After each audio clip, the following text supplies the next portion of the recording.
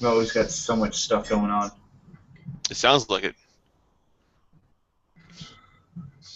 Sorry, just give me 2 seconds. Okay, all right, good. So, 3, 2, 1. All right, so we're back with another episode of the Real Podcast. As always, I'm your host, Vam, and I'm joined here by Marcus. And Ryan. Yeah, and so today we're going to talk to you guys about 3 movies: John Wick, Grand Budapest Hotel, and Boyhood. We loved all of them, so really excited to talk about them. And before that, as always, we have a few snapshots and some pretty big movie news that we're really excited to talk to you guys about, along with a quick snippet of Oscars postmortem. So without any further ado, let's jump right into it. So Marcus, you want to go first? Talk about your little snapshots of movies you talked about? Other than stuff that we all haven't seen or that you haven't seen with me, I recently saw The Voices, starring Ryan Reynolds, and I really liked it. I really liked how they portrayed his particular mental illness. He suffers from, I guess, it's paranoid schizophrenia, and he transmits his delusions onto inanimate objects. They have this one. Like, he has these 2 pets. One's named, I think it's Bosco, which is his dog, and he has a cat named Mr. Whiskers, and he actually voices them both. So, like, the dog's like, "Woo, woo, woo," and Mr. Whiskers is like really snide. It's kind of hard to. Like, I really just liked how they compiled this film and how they were able to take like a kind of positive look on a really dour mental illness, really bad situation. I talked about The Voices a couple of weeks ago. I saw it a little while ago, and I talked about it on the podcast where we spoke about Snowpiercer. So the one thing I really loved about The Voices is even though it shines this light, it doesn't shy away of like the darker parts of it. You know what I mean? Like, there's this very clear dichotomy, and it makes sure you see both sides of like this very horrible illness. And I thought that was really interesting. I also thought it had such a unique and like crazy sense of humor, and I really dug that about it. It was like really out there, but it worked for what it was. So I really enjoyed it too. Is there anything else you want to say about it?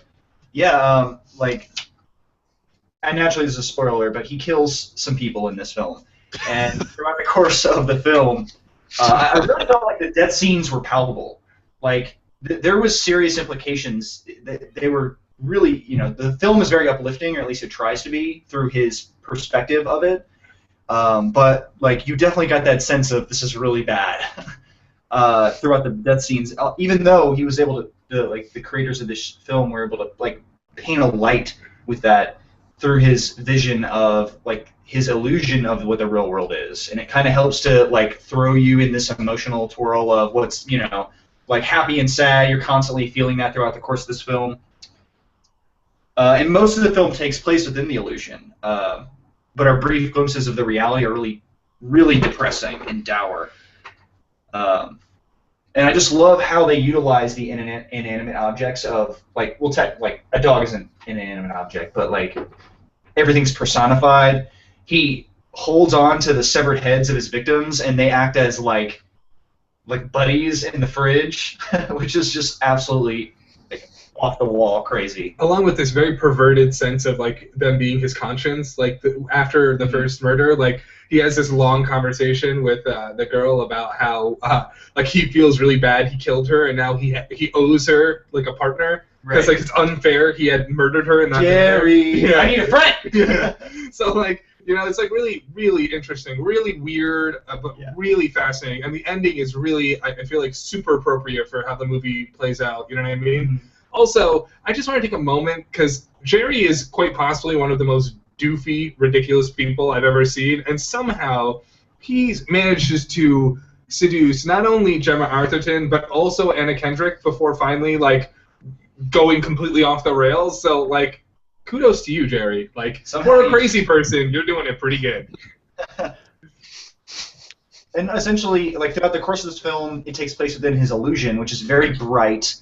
You can tell that they have a lot of, like, the images of his apartment. There's a lot of light coming through. They're using visual effects to create this very uplifting, positive look. But then when he takes his medication, the whole thing goes to hell. Like, it's dark, it's dour, it's dirty. their cardboard boxes of pizza. He's apparently obsessed with pizza. There is like a massive hoard stack of pizza boxes in his apartment, and it smells in there and everything. It's just really interesting how they're able to, like, despite the fact that you know this is an illusion, and despite the fact that they show this illusion throughout the course of the film, you understand the reality of what he's seeing, and it makes the film a little bit more interesting. No, absolutely, and you buy into that illusion more because of how sympathetic of a character Jerry is, in spite of the fact that he's essentially a mass murderer. Yeah. So somehow they were able to make him sympathetic. I think it has to do with like him relenting and giving into, or not giving into his nature and letting the therapist go at the end. Right. Well, I mean, I think that the reality is that he is a sympathetic character because we feel for the fact that he has this psychosis. So they play on that, and also the like scenes where he's in that illusion are very warm and inviting, and you almost want to be in those. Like, it's so disgusting when you're not. So it's like you try to avoid them at all costs. So it's pretty interesting. Well, let's take a quick break. I need to get some water. I'm like choking over here. Sorry. We've got this.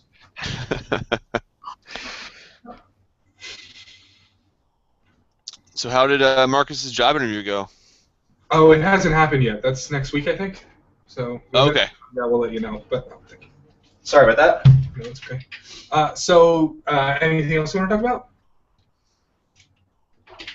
No, I think I'm good on that. Okay, so there were a few movies that I watched, and a few TV shows, actually, that I want to talk about. The first thing I want to talk about is something I watched last night, so it's really fresh in my memory. It was a movie that I was looking forward to, but was a little bit disappointed by, and that movie is The Hunger Games Mockingjay Part 1, Hunger Games Part 3, Mockingjay, Part 1. I don't... It's hard to really, know how to call these things when there's, 15 of them, But anyway, so... I have a huge problem with this movie. One, because there's no reason why there's two of them. It's such an obvious cash grab, and that really bothered me during the movie. Because I feel as though, you can see how much padding is literally in it. As you watch it, you're like, oh, well, this was obviously just filler, so they hit 2 hours. This movie is 2 hours on the dot. And I feel like they felt like they needed it to be that long, so there's all sorts of superfluous sequences that were never in the book that are supposed to, pad this runtime, I guess. Films don't have to be 2 hours long.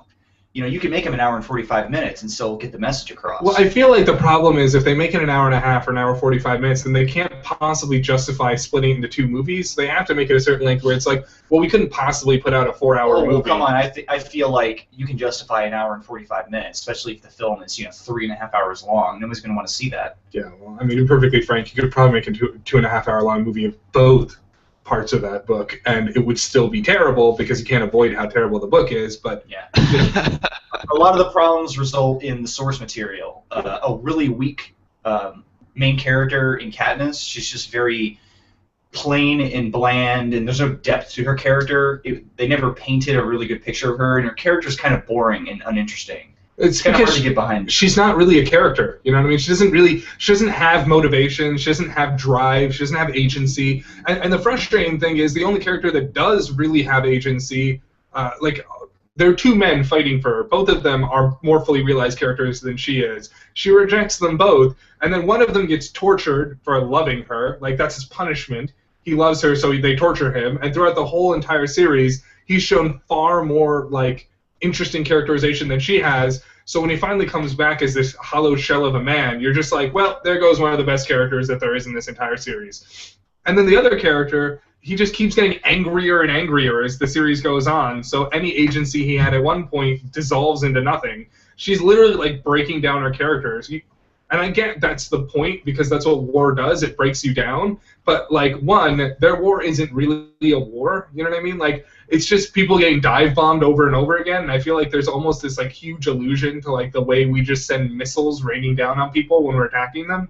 And, the fact that, really, they're both playing a chess game where the pawns are innocent people, you know what I mean? And, it's really frustrating for me to, watch these people play God, because, one, you don't know enough about the president of District 13 to really empathize with her one way or another, and just because we've started spoiling things, I'll spoil a little bit more. President Coin is kind of a horrible human being, so like she seems all nice and like polite as a veneer, but she's really not. So like they're two crazy mean people that are essentially playing war against each other, and they're murdering dozens and dozens of innocent people and destroying dozens and dozens of homes to do it for their own base ends because they both want power, and it's like a really petty thing. But I guess that's the kind of thing that possibly should happen. I should probably focus.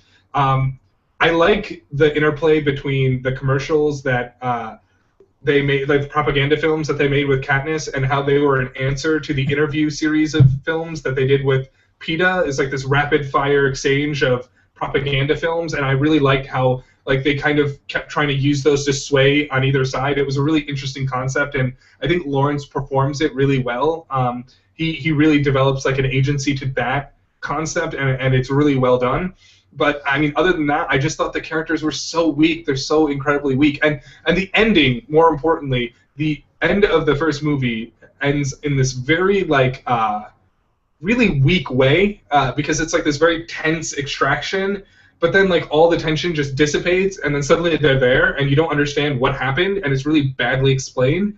I did not like this movie, and I'm not looking forward to seeing the next one because I've read the book and I hate that book's ending. It's really bad. So I'm really disappointed that this is the end of. Plus, I think you mentioned that they kind of failed. They missed the landing in this third book. They should have ended it right when you had mentioned. Oh yeah. Like, right near the end where there's like. What was the specific scene at the end? So essentially what happens is they get Peeta back, and like so they go. The climax of the movie is they send a team in to the Capitol to extract Peeta, Annie, and Joanna Mason, the three victors that were kidnapped at the end of the second movie. And so what happens is they go in, and we think everything's fine, and then you find out President Coin's aware they're trying to extract them, and like everything goes dark.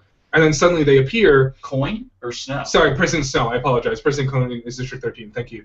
So then they come back, and like Katniss goes into like the receiving bay, and Annie's like reconnecting with the Trident guy. I'm sorry, what's his name? Finnick O'Dare. So Finnick and Annie are together, and Joanna's in like a hospital bed, and finally, so Katniss goes to Peeta. She can't wait to see him, and you find out that what happened is they like fear conditioned Peeta to hate Katniss. He thinks that she's been torturing him for ages. So the minute he sees her, he immediately tries to kill her. So like there's a scene of Peeta choking Katniss out, and then like one of the security guys for District 13 whacks him on the head with a frying pan, and the screen goes black. And I was like, that's where you end that movie. Like that's it, and you don't explain anything. So nobody knows why Peeta's doing that, and it's just like this gut punch of an ending. The whole movie. All Katniss wants to do is get Peeta back, and the minute she gets him back, he tries to murder her. And if you end it right there, it's like the best fucking cliffhanger ever. But then you get an extra 5 minutes where they explain exactly what's happening and have this stupid, overwrought, like, speech scene where it's like a double entendre of her saying, like, we got these people back, everything's great, and really the subtext is nothing's great. They're still being poisoned from the inside. And the last scene is Katniss walking into, like, this chamber, and inside this chamber is Peeta, and he's like raging against these. He's strapped to this bed, and he's raging against it, and eventually he gets like tired because he's super malnourished, and he like passes out, and then the movie ends. And I just feel like we didn't need that extra 6 minutes. Like you could have gotten away with cutting that out entirely, and that gut punch impact of that ending where he gets hit with a frying pan and it just cuts to black. It would have been so good. Like I would have thought it was so much better if they ended there because. There's so much like hanging on that moment, and to leave you there would be really awesome. But yeah, so I wasn't super impressed with that. But I guess they really had to get that extra 5 minutes there so they could hit their 2-hour mark. Well, I feel like the reason why they had the 5 minutes is because they felt like they couldn't get away with not explaining why Peeta was like that. Like because the whole time everyone is wondering what's going on with Peeta. Why would he be giving these like messages about like the ceasefire and about how it's bad to fight the Capitol? Like everyone wants to know why he's saying what he's saying. So like when you finally find out that like he's evil and that he's like flat out hates Katniss, like it's a bit of a confusing thing. So I felt like they couldn't get away with not explaining that immediately to like redeem that character as soon as possible. You know what I mean? Like so they kind of belied the tension of what happened because you don't find out what happened to Peeta in the book until not much later, but a little bit later. So you have to like kind of stew and what happened to him. And I think that like sitting with that, and especially with that break, would have been like a really tense point for like the viewer to end. You know what I mean? And I'm really disappointed they didn't go with that. So I want to talk about a few other things with a lot less clarity than I talked about Mockingjay. One, I recently watched all of Legend of Korra, which was the series that is the spiritual sequel to Avatar: The Last Airbender. I don't remember a whole lot about Avatar, to be honest with you, aside from the terrible M. Night Shyamalan adaptation. But I really, really liked Legend of Korra, and there's a lot of reasons for that. One, because I felt like it was enough different from Avatar to be its own unique thing, and also it has beautiful, smooth, gorgeous animation, and the characters are really interesting. I have an issue with the villains in seasons 3 and 4. I feel like they have a little bit of a lack of agency in terms of, like, not agency, that's the wrong way of putting it, but it's kind of the situation where it's like they don't like explain, they're needlessly powerful, like with the guy who learns airbending and is a master immediately, something that people spend decades learning. He's just so good. He can fight like airbending wonderkinds out of nowhere. It's like, it doesn't make any sense. Their villains are too overpowered in the end.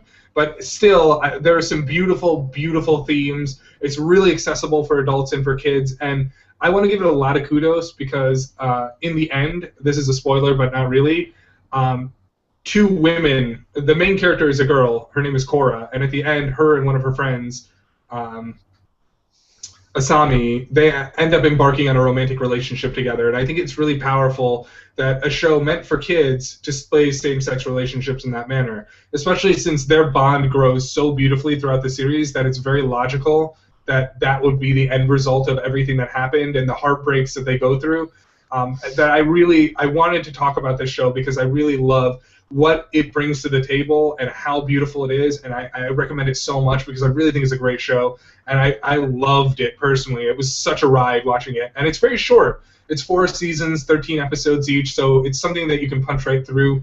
The episodes are like 20 minutes long each, and you won't regret it. It's a really great, quick show, and the first 2 seasons are on Amazon Prime Instant Video if you want to watch it, and seasons 1 through 3 are on Blu-ray, and season 4 comes out at the end of this month, so definitely give it a look. I really, really recommend it. And then now I have one last thing I want to talk about. I recently watched the season finale of Sleepy Hollow with Marcus, and I really loved season 1 of Sleepy Hollow, but I was so unbelievably disappointed with the end of season 2. Some of it I know is not the fault of the showrunners and creators. A lot of it had to do with Fox and them pushing for a more like episodic and less serialized format for the TV show. But I just feel like a lot of the problems of that show came to a head at the end of it, like Henry and Katrina and all the things that have to do with her abrupt change of face, and just the fact that after they killed Moloch, the show has essentially meandered, and now that they've murdered essentially Ichabod's entire family in two back-to-back episodes, like, it leads me to wonder where they're going to go from here. And if they end the show, then that's fine. It's all good and well. But, you know, if there's going to be more to this show, where can you possibly go? There's no Moloch, there's no Henry, there's no Katrina. The show is done. Like, they should end it where it is now because there's really nothing more they can discuss. I mean, I know that they alluded to there are battles to be fought. You know, it's like, okay, so what? Right. You know, you're really going to have to, like, come up with a little bit better than the last season. No, like, come up with a villain, like have them fight like Lucifer himself or something. That would be interesting. That would be really cool. Like, give us something to work with here. No, I agree.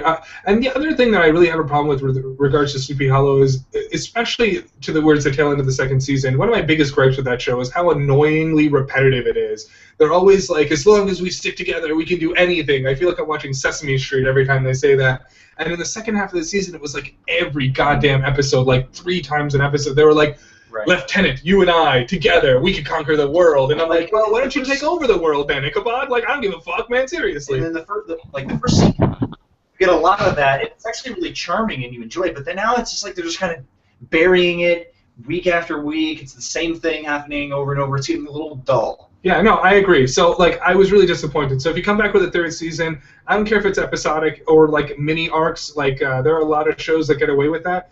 But just, I mean, there is some serious refinement that needs to be done internally with this show. And I know it's not all your fault, but if you're going to re-trigger it like this, then you better work on what needs to be solved. And I guess now that you killed Katrina, that's probably for the best because she sucked as a character. Good on you for that. But anyways, so yeah, so Sleepy Hollow, I was really disappointed with, but I mean, it's a good show on the whole, and the characters are still incredibly charming. Like Tom Mison as Ichabod Crane is one of the best characters on TV. Like his constant amusing adaptation to the 21st century is one of my favorite things about watching TV. It's really one of the main reasons we keep watching the show. Yeah, he's so charming, so unbelievably charming, and they continually find ways of like mining his fish out of water like circumstance in a really unique and awesome way. So like I just want to say like there is a lot of charm in Sleepy Hollow, and with a little bit of work, it could be great again. You know what I mean? Sleepy Hollow in space. Sleepy Hollow, 2021 Sleepy Hollow. 2020 Sleepy Hollow. But okay, yeah. So I had one last thing I thought. Oh, right, and the last thing I wanted to talk about is Marcus and I watched a movie that we were really excited to catch, and it was a really great film, a little Danish film called The Salvation. Stars Mads Mikkelsen, Jeffrey Dean Morgan, Ava Green, and Michael Raymond James. It's this awesome homage to Westerns about this guy who moves to America for a better life after fighting in like a war.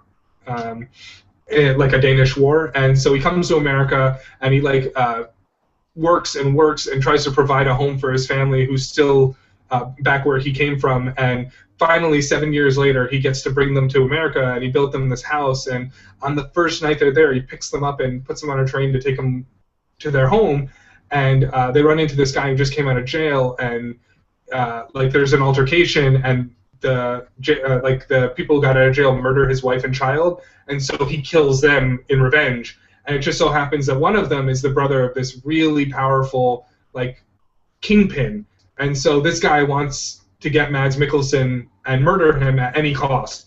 And you also meet Ava Green, who plays the murdered ex-convict's wife, who's also mute because her tongue got cut out by Indians when they murdered her parents. And it's just this really simple, really elegant, beautiful movie, amazingly gorgeous cinematography. I mean, it's just so... There's nothing complicated about it at all. It's a very straightforward tale, but there's a beauty in its simplicity and a beauty in how how purely it honors Westerns as a whole. Marcus, what do you think? Oh, I loved it. The film is very atmospheric. It's there are a lot of wide pan shots, so it's very cinematic and beautiful. It's very briskly paced. I never felt bored with it at any moment when I was watching this film. I had a couple issues with it, but nothing too big. One of the main draws for me is I love, like, two of my favorite people in the world right now are Mads Mikkelsen and Ava Green.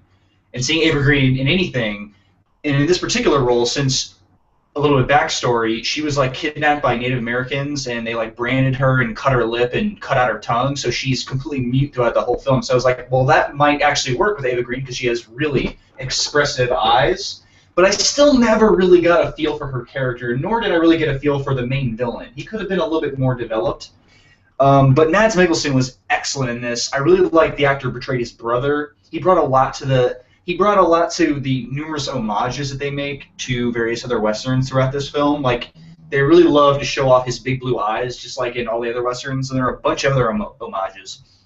At the end of the film, when like the villain's like dead on the ground, there's kind of an homage. He had like a fly on his face, kind of like the beginning of Once Upon a Time in the West, where the guy's like brushing the fly off his face. And the film does start off at a train station, and there are a number of other factors, like the fact that like his family's killed, but it's almost like a role reversal. Whereas in Once Upon a Time in the West, it was Claudio Cardinale's character who survived, but in this particular situation, Mads Mikkelsen survives. It's kind of like that same scenario, and they go on a warpath. But it was a lot of fun, and I really enjoyed it. I definitely recommend it. Yeah, it's like an hour and a half long, so it's super brisk too. So if you guys just want to watch like a really awesome throwback to classic westerns, like people still aren't making a lot of movies like this anymore. So I definitely highly recommend checking it out. I'm not 100% sure where it's available right now, but if you can find it, much like the A-Team, then you should check it out. All right. Yeah. So, Ryan, anything you want to talk about before we move on to movie news, buddy? Yeah. One small thing, gentlemen.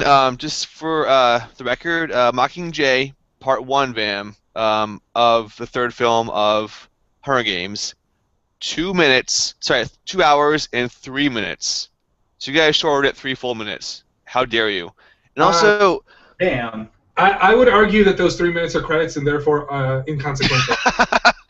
Well, then you. if I was like a intro to journalism or intro to like fiction class, if I had to name like just random like names for characters in a book, I would probably choose Gale Hawthorne or Peeta Mellark or goddamn Hamish.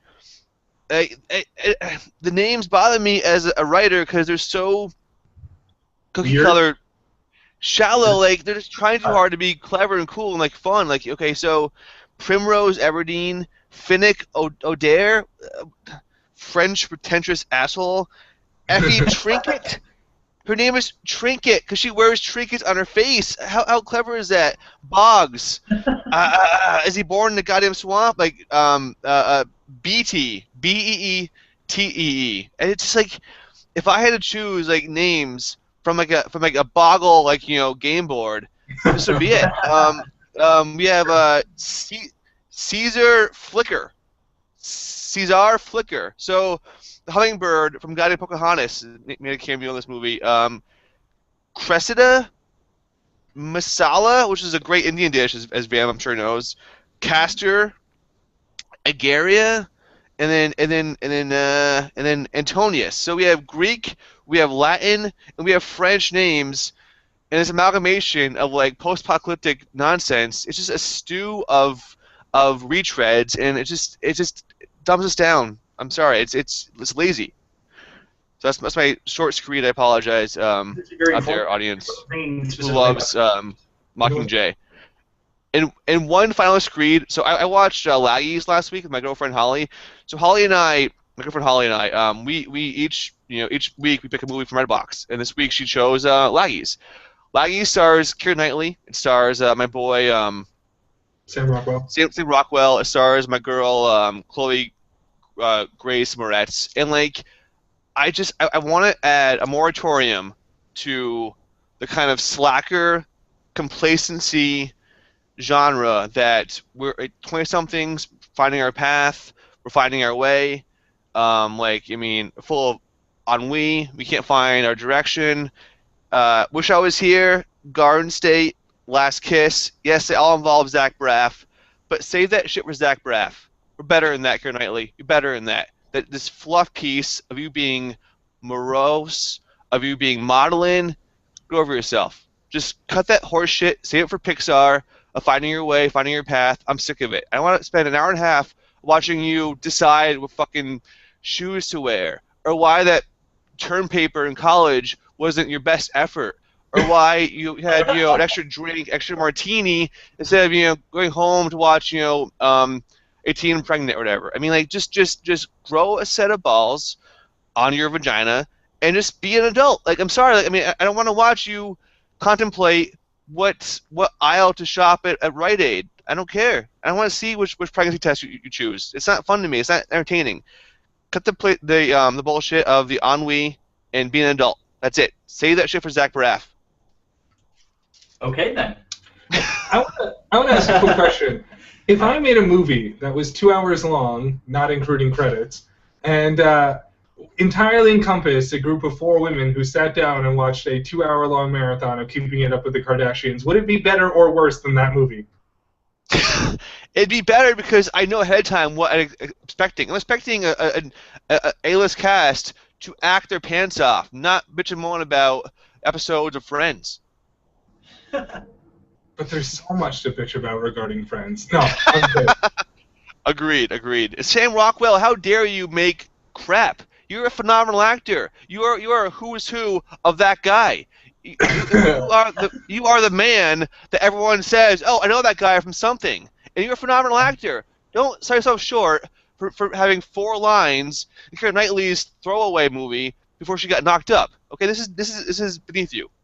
How dare you? I definitely think Sam Rockwell is, or at least was, that guy. Yeah. All right, cool. So let's jump right into movie news. I'm going to start with the first piece of news, which I'm really sad for Ryan about. So they recently announced who will play the Beast in Bill Condon's Beauty and the Beast movie opposite Emma Watson. And contrary to our original rumor, it is in fact not Ryan Gosling. It is Dan Stevens, who last was in The Guest, directed by Adam Wingard. So I'm pretty sure that Ryan has no concept of who this guy is. But having watched a lot of Downton Abbey, what do you think? No, I would have liked Ryan Gosling, but I'm perfectly okay with him playing this part because I'm a big fan of Downton Abbey, and I think he'll actually do really well in this if they get the right people together for this. Well, I mean, I'll say this much. He has a really interesting way about him. If you watch The Guest, you'll understand, because I really enjoyed Dan Stevens' performance in that. He's essentially the Terminator in that movie, and it's really interesting. He has the ability to play that kind of understated, very elegant character. But also very menacing when he wants to be. He has a really interesting stare down, I'll give him that much. And he's really quite a pretty boy in terms of Beauty and the Beast. Which you have to be for Beauty and the Beast. And also, like, I could totally see him having, like, that long beast hair, you know what I mean? Like, I'm curious to see how they CGI his face to make him look like a giant beast. I am pretty interested in that, too. Ryan, any thoughts on Dan Stevens for Beast? Okay, this is my take on it, Van and Marcus. So, remember how, like, the 50 Shades of Grey casting rumors were out? It was, like, Matt Bomer as, you know, Christian Grey. This is my Ryan Gosling, you know, being the Beast to boom the dude playing Christian Grey now, whatever his name is. What's his face? Not my Christian. Lando McLaren. Yes. So Dan Stevens. I have not seen The Guest. I have not seen The Fifth Estate. I have not seen Downton Abbey. I'm sure he's a fine actor, a fine gentleman, a fine countryman. Ryan Gosling is the alpha and omega to me, as Matt Bomer is my man crush among man crushes. So this is my heartbreaking, you know, news story of the week that Ryan Gosling, who has a Mount Rushmore, all four sides of his face, and one long Mount Rushmore of Ryan Gosling, is now being dethroned for the dude who wore tight jeans in The Guest. So I'm not cool with it. Good for Dan Stevens' career. Wishing him the best of luck. But Ryan Gosling, sorry, buddy, but you dropped the ball on this one. What's happening to Ryan Gosling? Honestly, real quickly, I think it would be interesting if we took Ryan Gosling's character in Drive and pit it against Dan Stevens' character in The Guest, and I feel like that's what they should have done, and whoever came out not got the role. A Drive guest star? The guy with no name versus the guy with no name. Who wore his 5 o'clock shadow better, or his tight jeans better? You be the judge.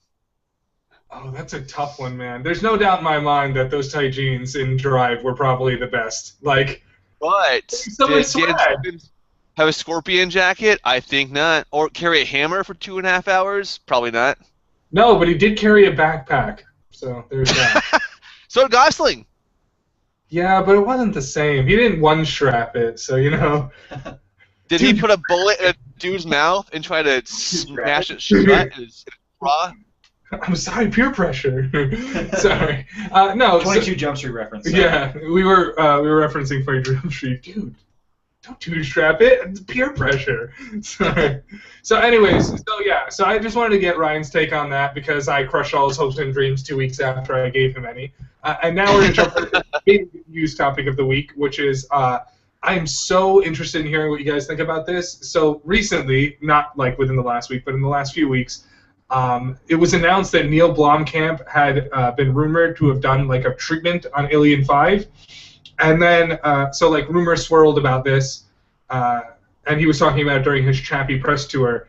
And then recently, it was announced that, in fact, Fox has given him the rights to Alien 5, and he will be making a 5th Alien movie. And I just think it's really insane that a guy has only made 3 films, 2 of which aren't very good from what I hear, because I haven't seen Chappie, but I was very disappointed in Elysium, is giving the keys to one of the most financially well-known properties on Earth. And moreover, that Scott would be so okay with giving like such an untrained director keys to the kingdom. Don't get me wrong. Blomkamp's got great VFX acumen. He was a visual designer before he was a director, and even he admits he might be better at that than he is at directing. Can you really trust a guy who doesn't even know if he should be directing the movie you gave him to direct the movie you gave him? Like I respect Neil Blomkamp as a person. I respect your humility, but like if you're not sure you should be making this movie, then you shouldn't be making this movie. Right. It's been a decade. We've been waiting for Alien 5 forever. if it's going to come out, it needs to be done properly, and there are a lot of question marks with whether or not he's going to actually be able to create something that's going to be good. Right, and more than that, we've only seen him deal with original properties, and we have to admit, his stuff is really ham-fisted. I mean, how terrible would it be if we found out the aliens were an allegory for apartheid all this time? Like, I want an Alien movie. I don't want a Blomkamp movie, And more than that, I want a director that's confident he can do it, And Blomkamp not even knowing if he can really, really worries me. Best case scenario, they should have got Cameron back. Well, there's no way he's going to do it. The man's making Avatar movies for the rest of his fucking life. I know, right? Like, that's literally, like, I'm not even being sarcastic. He said the only movies he's making are Avatar movies. Like, what the shit, man? Like, why would you do that, Cameron? But there are some great directors that they could pick. I mean, I would really argue that there is some pretty cool. I would like to see a Nicholas Winding Refn Alien movie. I think that'd be pretty interesting. Super minimal, but it would be really akin to Scott's style of directing Alien 1, I feel like, and that's why it would work. What do you think? Either Duncan Jones, my boy. Duncan Jones. That's such a good idea. Aronofsky, probably. Okay, also, Vam and Marcus, I heard that this is going to be superseding Alien 5, so this is like Alien 2.5. Not Alien 5 per se. 3 and 4.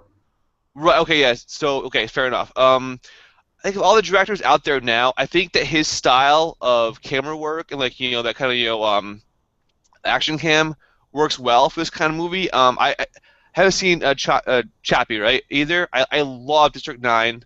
I love the ham-fisted allegory. I'm sorry. I'm cheese fest guy for that kind of movie.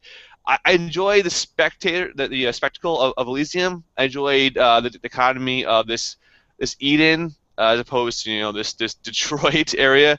I think he has the vision to make a decent action/drama out of Alien, and I'm curious to see how he feels about it. I know he's saying he's not ready for it. I think humility is a great asset for directors. I think they're too headstrong at times. We've seen their vision just steam plow other visions of the producers and the actors. I want to see someone who takes ideas and works with them, makes them his own, not just kind of makes all the ideas and forces them down our throats. So I want to see his vision. I love his previous works. I mean, I haven't seen Chappie, obviously. So I think he is the right guy for this movie, as opposed to maybe some other up-and-coming names. All right, fair enough, man. Marcus, any last thoughts on that?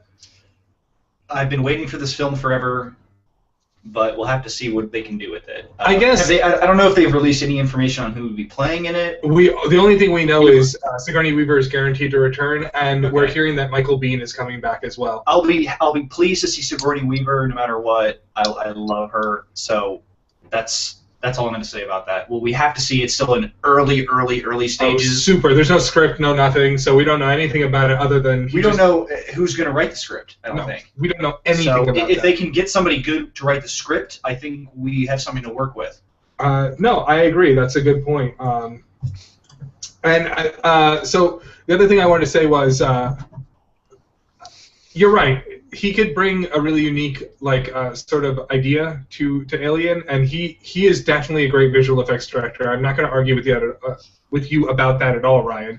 I don't know if he can make an Alien movie on its own merit. Do you understand what I'm saying? And I feel like Duncan Jones was a really perfect pick because we've seen Alien 1, nothing beats the opening pan of space with the alien name getting written on it. Super slow, super purposeful. There is a nuance to that, and I wonder if any of Blomkamp's camera work, he's so visceral that I don't think he can really capture the vastness and glory of space the way that Scott did in Alien 1, and the way that Duncan Jones could probably do it. Duncan Jones has that eye, that's alien eye. You know what I mean? That's the way I feel. That's a really great. I can't believe that myself. Do you want Blomkamp to emulate Scott, or make it his own, movie? I mean, I think he wants to make it his own, Blomkamp film, not an homage to previous works, though, right? Well, this is what I'm trying to say. The thing is, there's a certain, I don't want to say template, but there's a certain, spirit of Alien. Atmosphere. Atmosphere, exactly. And that you can make your own movie, but that atmosphere is what's very uniquely Alien. And I think that's something that you don't need to reproduce, but kind of have the ability to understand and sublimate into your own way of doing things. And based on the direction style of District 9 and Elysium, Like it's so gritty. It's so like visceral and down to earth. And I feel like he's not going to capture like the clean sterility and beauty and simplicity of space. And there's something very uniquely alien about that. You know what I mean? And I don't know if he can really get that part of it right. I didn't find Aliens very sterile. I found that kind of gritty myself. Like I love Aliens, the sequel. So I mean, I'm cool as take a sequel to that per se. I mean, Alien 1 was beautiful and it was kind of pristine. You're right. I think Aliens to me was a stronger film overall. Right. Sorry, and I want to jump in a little bit with one last thing. I completely forgot about this news segment until just now. We were talking about Alien, and it popped into my brain. So I'm going to call an audible and throw out one more piece of movie news. Did you guys hear that they announced the director for Blade Runner 2? No. Yeah, it's going to be Denis Villeneuve, who directed the movie Prisoners with Hugh Jackman and Jake Gyllenhaal. And it's going to be directed off a script by Hampton Fasher, and Harrison Ford has confirmed he's coming back as Deckard. Looks good. Wow. That's I'm excellent. pretty excited. This is coming together in one of the best ways it could have. So I just want to drop that little news tidbit because I am so psyched about a new Blade Runner. It is probably in my top 5 movies ever made. So it's really nice to see them. They've got a really big bar to work with here. If they're gonna be able to recapture that magic. Yeah, but we've got going up a hill. But if they do it right, they can honor it. But we've got Scott EPing, we've got Fasher coming back to write, and we've got Harrison coming back to act. And Villeneuve's got some pretty interesting, like, his filmography is not bad. It is pretty unique and interesting. The project at this stage looks promising. Yeah, so I just want to leave that little tidbit in there, too. So now we're going to jump right into the big guns, our topics of the day. Oh, and one last thing. We just wanted to throw out a quick PA.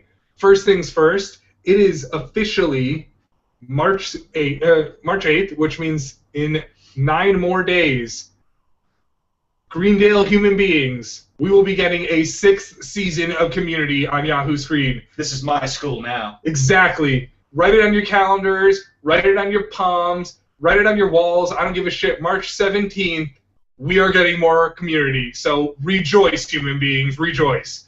And the last little bit of information, Marcus and I literally ran through the house screaming yesterday because they officially announced a premiere date for Hannibal Season 3. Marcus, would you do the honors? Oh my. Cannot wait. Absolutely incredible. Can't wait. What's the date? The date is... I didn't write it down. Suspense. I put it in my calendar. We'll edit this. Is it June 2nd?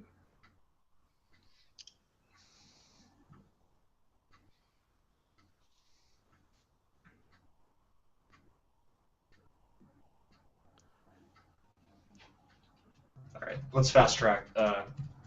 Start that over again. That's fine. So, Marcus, would you do the honors? When does it start? Hannibal Season 3 will premiere June 6th of this year. 2015. Bam! I'm so excited, man. Did you see the first poster with Pedalia walking through Italy? Oh, it looked awesome. Oh, I'm so excited. I can't wait to see more I can't wait to see what they're doing with her character, Bedelia du Maurier. I want to say, did you hear that they announced that Zach Quinto is coming on board as a patient of hers? She's going to get another patient. Awesome. So I'm so excited about this. I wonder if this is going to have more tied into her part in Hannibal. Like Possibly. Like, will we be getting other people that she's? The only thing I'm concerned about right now is what is the style of the season. If you're not aware, every single season has like a food style. It's got to be Italian because they're going to Italy. Which is awesome. Yeah. So we get to see more. I'm really passionate about like dry cured and salumi stuff. So I would love it if they could find a way to integrate like true Italian products and food into this. So yeah, I can't wait to see what Janice Poon from. If you're not familiar, Janice Poon is the food stylist for Hannibal, and she works in accordance with Jose Andreas, who's a really popular chef in DC. So the film has the best food styling of anything media-related of all time, so I can't wait to see what they do in Season 3. Yeah, no, I'm super excited. So Hannibal, Season 3, June 6th. Mark it on your calendar. Hide your kids, hide your wife. Get ready, guys. Wait, so her last name is Poon, P-O-O-N? P-O-O-N-E, I believe. Janice Poon. Pune? Yes, it's a bit odd, but The E is silent. I want to respect it. I want to like crack jokes. It's not like Sophelia Sniz or Gladys Gash. Ryan. You know, we could be taking these what did precious she ever seconds and talking about John Wick. For shame, Ryan. For shame. Brita, Oh, unfiltered. come on. You waxed half an hour about Mockingjay and one. Small and totally joke. understandable mistake, Marcus. Sorry, what is it, Ryan? No, you guys have half an hour for Mockingjay. I have 1 minute of Gash jokes. I apologize. Give me, you know, a fair shake of penis and bad jokes once a week. That's all I ask. By all means, good sir. We'll give you 1 minute. Also, Let the penis jokes come. Marcus and Vam, what is the over/under on Harrison Ford surviving until his role is called upon in Blade Runner 2? Because plane crash a few days ago, broken leg on set of Star Wars. Think he survives? Well, I mean, they officially grounded him. His insurance company will not insure him if he's on planes. It's the second plane crash, right? Yeah, his second plane crash. Like that's not a joke. The insurance company said they would not cover any air-related issues. He cannot fly while he's filming now. I hope he survives. I want to say he does not make filming. Well, you know, the worst comes to worst, you know, and knock on wood on this one, but like, if by some chance he starts doing some crazy stunts and he gets seriously injured, then we'll always have Blade Runner 1 to remember him fondly with. Which is the most awkward rape scene in a film of all time, right? Yeah, maybe. Or maybe they'll just recast him. I feel like he's integral to that movie. You know what I mean? Like, it can't recast him with somebody else. Also, real quickly, what do you think about Chris Pratt potentially rebooting Indiana Jones? Speaking of Harrison Ford, Is it a reboot? Officially a reboot, or is it like a prequel sequel thing? No. It's a reboot. They're rebooting Indiana Jones with Chris Pratt. I love it. I love Chris Pratt. I mean, I was on the fence of his for a long time, man. As you know, I've seen a lot of his work the last few years. The guy can do it all pretty much. I mean, so I say the more Chris Pratt, the better, you know, for all of us. Well, to be fair, we pretty much are getting the more Chris Pratt, the better right now. He's in, like, everything. He's in everything, yes. Think about it. I mean, right now he's in Lego Movie, and they'll be making sequels to that. He's in Guardians, they'll be making sequels to that. He's in the new Jurassic Park as the main character, which will probably be getting sequels. They'll probably throw his character Star-Lord into some new, you know, That's true. Yeah. franchise film. Along with Avengers He and might any even other get his things. own possible, like, single film. Yeah, well, I mean, Guardians of the Galaxy would be a single film because they'll put him in Avengers too. You know what I mean? Right. Like he'll go into the Marvel universe. But like, I think it's like really interesting to think about. This is essentially phase 1 of Chris Pratt taking over the world. I just want to give a big shout out to the average guy, the guy who has the dream, the guy who has, you know, full of, you know, alacrity and gregarity. Let's give a shout out to the guy who looks average, but is a decent guy who made his way through grit and sheer willpower. So good for him. And his story is actually pretty inspirational. He started with almost nothing when he entered into the movie industry. Like, I think he was he's like your typical story of the guy that moves to Hollywood to try and make a better life and actually makes it. You know. Right. And Absolutely. from what I can tell, he's like such a cool dude. So more power to him. No one Yep. deserves more than Chris Pratt does. I mean, I think he's a really awesome guy. So I'm actually really excited about it too. And in fact, I will tell you a very short anecdote. I was at a grocery store when I heard the news, and me and my girlfriend were talking about it, and this like random nerd behind me was like, "That's a terrible idea." And then he said the words that I've always dreaded any human being ever saying, which is, "Also, I didn't think Indiana Jones and the Kingdom of the Crystal Skull was all that bad." And then I lost respect for him as a human being.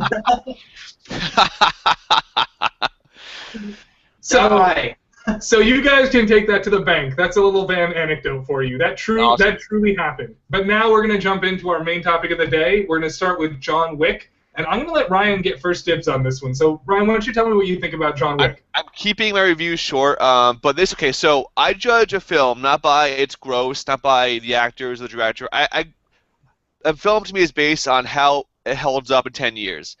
And the minute I watched John Wick, I texted Vam saying I can't wait to rewatch John Wick. I was gut punched by how simplistically beautiful it was. Like, okay, so I detest, I abhor action films because it's a genre that's been kind of running on empty for about 40 years now, and like I haven't been moved or that enthusiastic about an action film since since The Rock in like '95, which is sad and really telling.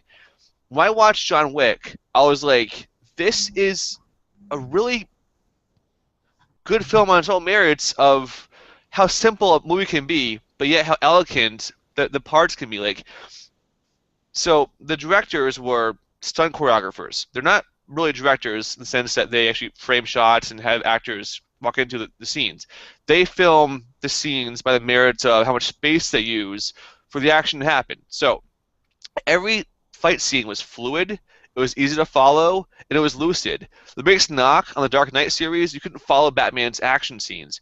You could follow every single headshot and elbow dislocation and and rib cage knife cutting action. Like, this film was so simple but done so well that it's just a joy to watch. And if you're not an action fan, if you're not a Keanu Reeves fan, which I'm sure there's many of you out there, just take the time to spend an hour and a half of being lost in a film that appreciates the genre as much as other people should. It's a pleasure to watch. It's so mind-numbingly simple, but it's done so well. And Keanu Reeves has maybe 20 lines in the film. He kind of shucks his way through the movie with, you know, a half-ass grin, a few one-liners, weird 80s like grease, you know, like side ponytail hairdo stuff. But it works. He works. The action works. The lighting works. The dialogue, which is kind of, you know, half serious, half, you know, half sorry, my cat jumped on the windowsill. Half cheesy 80s film. Everything about the goddamn film works. It's just a cool movie. It's a rejuvenation of a tired genre. I can't wait to see more from this talented pair of directors. Yeah, what I really like about the film is it's a very like lean film. At no point do you feel like, oh, they probably could have cut that out. Like, everything you're seeing is very efficient. Everything from how they edit and piece this film together, from like the stunt choreography. It's very specific, very simple, but it's just executed very well. And Keanu Reeves' archetype as an actor really like works with the character of John Wick. It is just this perfect combination of factors, and like, I just love this movie. This is what action movies should try to do: be a little bit leaner, be like, don't just like do explosions everywhere. It's just stupid. Dan? The thing that makes John Wick different than every other action movie I've seen in a while is it's practical. Everything it does is absurdly practical. Like, the way John Wick moves is the most practical way for one man to engage with several opponents. He uses their bodies against them by like grappling them into a position where he can use them as a body, like as like a shield, or like he'll use like motion to keep himself constantly in flux, so that he's a harder target to hit. I also like the fact that they're very pragmatic about the fact that one man couldn't just James Bond his way through bad guys. He wears like a bunch of different stuff, like tons of body armor and vests underneath his suit. Like, he's very practical about the realities of him going and fighting all these people. And the other thing I really love is John Wick has this really beautiful and really unique like sense of world building in it, with regards to like contract killing and like mercenaries, and like with the Continental and all the different rules they have, how they pay only in gold coins, and like that you call for a dinner reservation to get people to pick up all the corpses. Like, there's a lot of really unique, understated world building in it that I really appreciated, and it's a world that I loved. I can't wait to go back to it. I've seen the movie 4 times already, and it never gets stale, it never gets old, and each time, like, it sends, because essentially John Wick is an arcade game. It just keeps getting higher and higher levels, you know, like you're going up the raid style, you know what I mean? But each time, like, those kills are so visceral and so beautiful that every time you see them, you're like, oh shit, oh fuck, you know what I mean? Like they're that good. Those kills are that good, you know what I mean? Yeah. And it is hard, with how saturated action films have been, like Ryan said, to really see a movie where you're like, oh shit, I can't believe he did that, you know what I mean? Like, don't get me wrong, we've been very blessed lately. Between The Raid and John Wick, we've got some really unique takes on action films, but, you know, the John Wick is very different from The Raid, and in its own right, like, I also love how, there is so much nuance in very little things that John Wick does. Like, I remember when we watched it, I looked at Marcus and I was like, look at how he holds his gun slightly tilted. It's like the most efficient way for him to move through a room. Like, it's so pragmatic about how an assassin would be. I love that. I absolutely love that. Well, I mean, like you mentioned the word efficiency. I feel like that is a word that embodies this film. Everything from how he operates within the course of the film to the concepts within the film themselves. Like, I felt like the build-up for establishing his character was very lean and very efficient, how they were able to quickly do that in a very short amount of time and still give us that feeling of, like, now I care about this character because I have an understanding for his backstory, without taking up 30 minutes of the film. They were able to do it in, like, 3 minutes, give you a backstory in a really creative way. Do these little flashbacks and snippets right at the beginning. I really like how they did that. Oh, absolutely. The scenes where you get flashback to his wife dying are incredibly potent. And the other thing is, like, the way she acts throughout the movie, like, as you, like, see different pieces of her, like, it becomes really obviously clear why he's so in love with her, because she is really, like, a beautiful, like, she cared for him very much, and, like, their relationship is very well developed despite the incredibly short time you get with him. And also, I'm a little annoyed that they play so much on my heartstrings by, like, doing the obvious trick of killing the cutest puppy ever to, like, garner my sympathy, but damn does it work so well. I saw it with my girlfriend in theaters, and I swear to God, like, if you meet my girlfriend, you'll understand. She doesn't really, like, she smiles a lot. She's not really a very depressed person, but she kept, like, wanting to grind every man in that movie's bones to dust for what they did. Like, she looks so sad that every time I look at her, she, like, we're in this dark room and she's pouting. She's like, I hope they all die. Like it's so effective, killing a small dog. You know what I mean? It's hysterical. Ryan? Yeah, I mean, I agree with both of what you guys said. Also, can we please stop relegating John Leguizamo to the random, like, best friend? Like, just stop having him be a 5-minute guy in movies. Give him his own platform. Give him his own vehicle. He's a good actor. He's a class act. Good family man. Legs. Get your ass out there. Leguizamo. So I want to bring up one quick point, and then we can jump on to the next movie. So are we all in agreement that Keanu Reeves is immortal? Because that man hasn't aged since 20. He is 50 in this movie, and he doesn't look close to that age, He looked dude. like he was in his 30s. Yeah, he is in incredible shape for his age, and even his face looks fucking phenomenal. Like, I'm telling you, he was just bit by a vampire when he was 25. That's what happened to Keanu Reeves. Kung Fu, man. Kung Fu. I don't know. All right. Also, we jump onto Budapest. Did you guys kind of? This is obviously me being me. The last scene in John Wick, was it eerily similar to the last scene in Drive? A little bit. The knife fight, the tossing guns aside, the waiting each other out, this random, like, very very short knife, like, stabby fight. Well, I thought that was supposed to be more of like a play on the trope of, like, when you get to the big boss, you never just shoot him, you always have a fist fight. That's how I perceived it. And then in the sandbox of action movies. That's, like, I didn't think Drive. I mean, I kind of thought Drive at the end, but then also I really liked how it kind of went full circle with the sense that, like, after it was all said and done, he happened to run into an animal shelter, and, like, he picked up the one dog that was scheduled to be put down. Yeah. And left with it, and I thought that was a really beautiful, like, ending scene. But I just thought that was a movie trope. I didn't think it was, like, an homage to Drive. Also, sorry. Also, like, to me, John Wick was Batman. Like, all the villains, like, feared John Wick. Like, in Batman's mythology, all the villains fear Batman.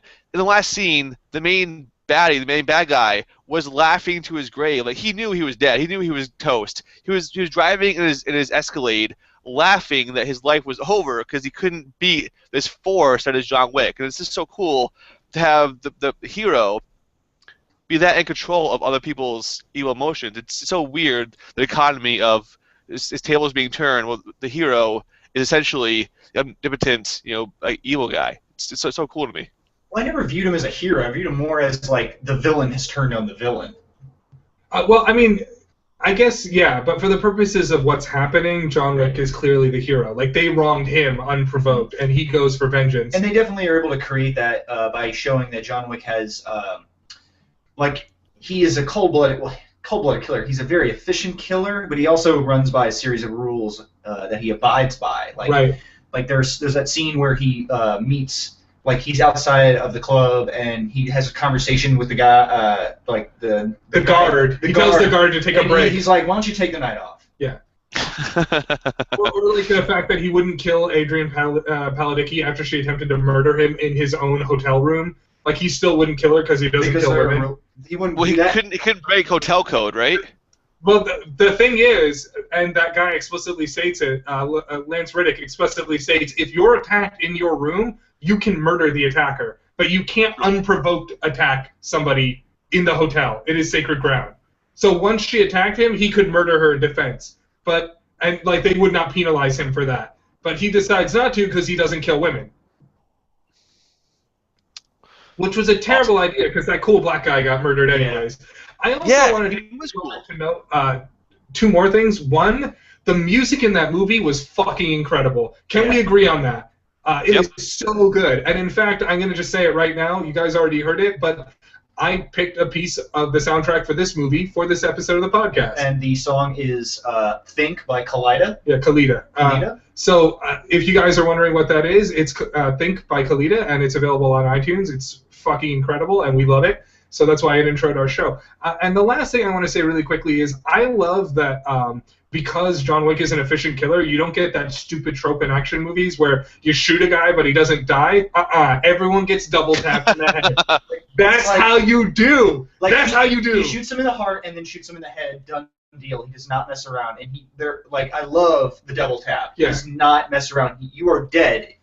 Period. Like they're not gonna be this scenario where you shoot him and the guy's like crawling up, pulls out his gun, shoots back. What? No, that does not happen. That's not happening. The thing I really like is there's this scene towards the end. I just want to quickly note before we switch to the next movie. He runs this guy down with that car that they give him at the Continental as a sorry for being attacked. And as the man's rolling over his car, he's shooting him through the roof to make sure he's dead after he hit him at 50 miles an hour. Like, it's such an awesome scene because it's just like there is no mercy. There is no stopping him. And I love how that is echoed by the fact that at that point, the mob boss is just straight up gone crazy because he knows he's going to die. Like, he cannot be reasoned with. He cannot be stopped. Like, we are getting some great movies about people that are essentially Terminators these days, and I'm really excited about the fact that people are trying to breathe new life into the action genre. So we're the lucky ones with that. Any last thoughts, guys? Yeah. Who has more headshots, Vam and Marcus? John Wick or The Departed? You think? John Wick. Because he double taps everyone in the head. Everyone gets double tapped in the head. In fact, that one dude, remember that one fat guy that he fought? He puts his head on the table and shoots him 6 times. Oh. Most headshots John Wick. Yeah. The big muscle guy shoots him 3 times in the chest and then hits him in the head just to make sure. Also, I love the influx now of Game of Thrones, cast members finding movie roles. I mean, Theon Greyjoy was the first minor baddie, and also what's her name? Mortimer from Game of Thrones and Mockingjay and Emilia Clarke in Terminator 5. It's awesome. I love it. That's funny that you mentioned that because Natalie Dormer's in Mockingjay and she's also in Game of Thrones as well. That's Dormer, not Dormer. Okay, I was close. Yeah, sorry. I'm a big fan of her. She was in a bunch of other stuff. She was in Rush, remember? She was Chris Hemsworth's girlfriend. Yep. So she was also in Elementary as Irene Adler, so she's had a lot of roles. I'm a big fan of her. She was also in The Cheaters. Can we put a moratorium on the half head shave craze that's going on with females nowadays? With her character Mockingjay, the long.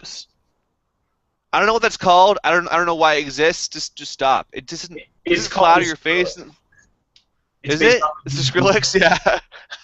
Just women out there. I know you love trends and fads, and today's Women's Day. I get it. So I'm no disrespect to you at all, but just stop.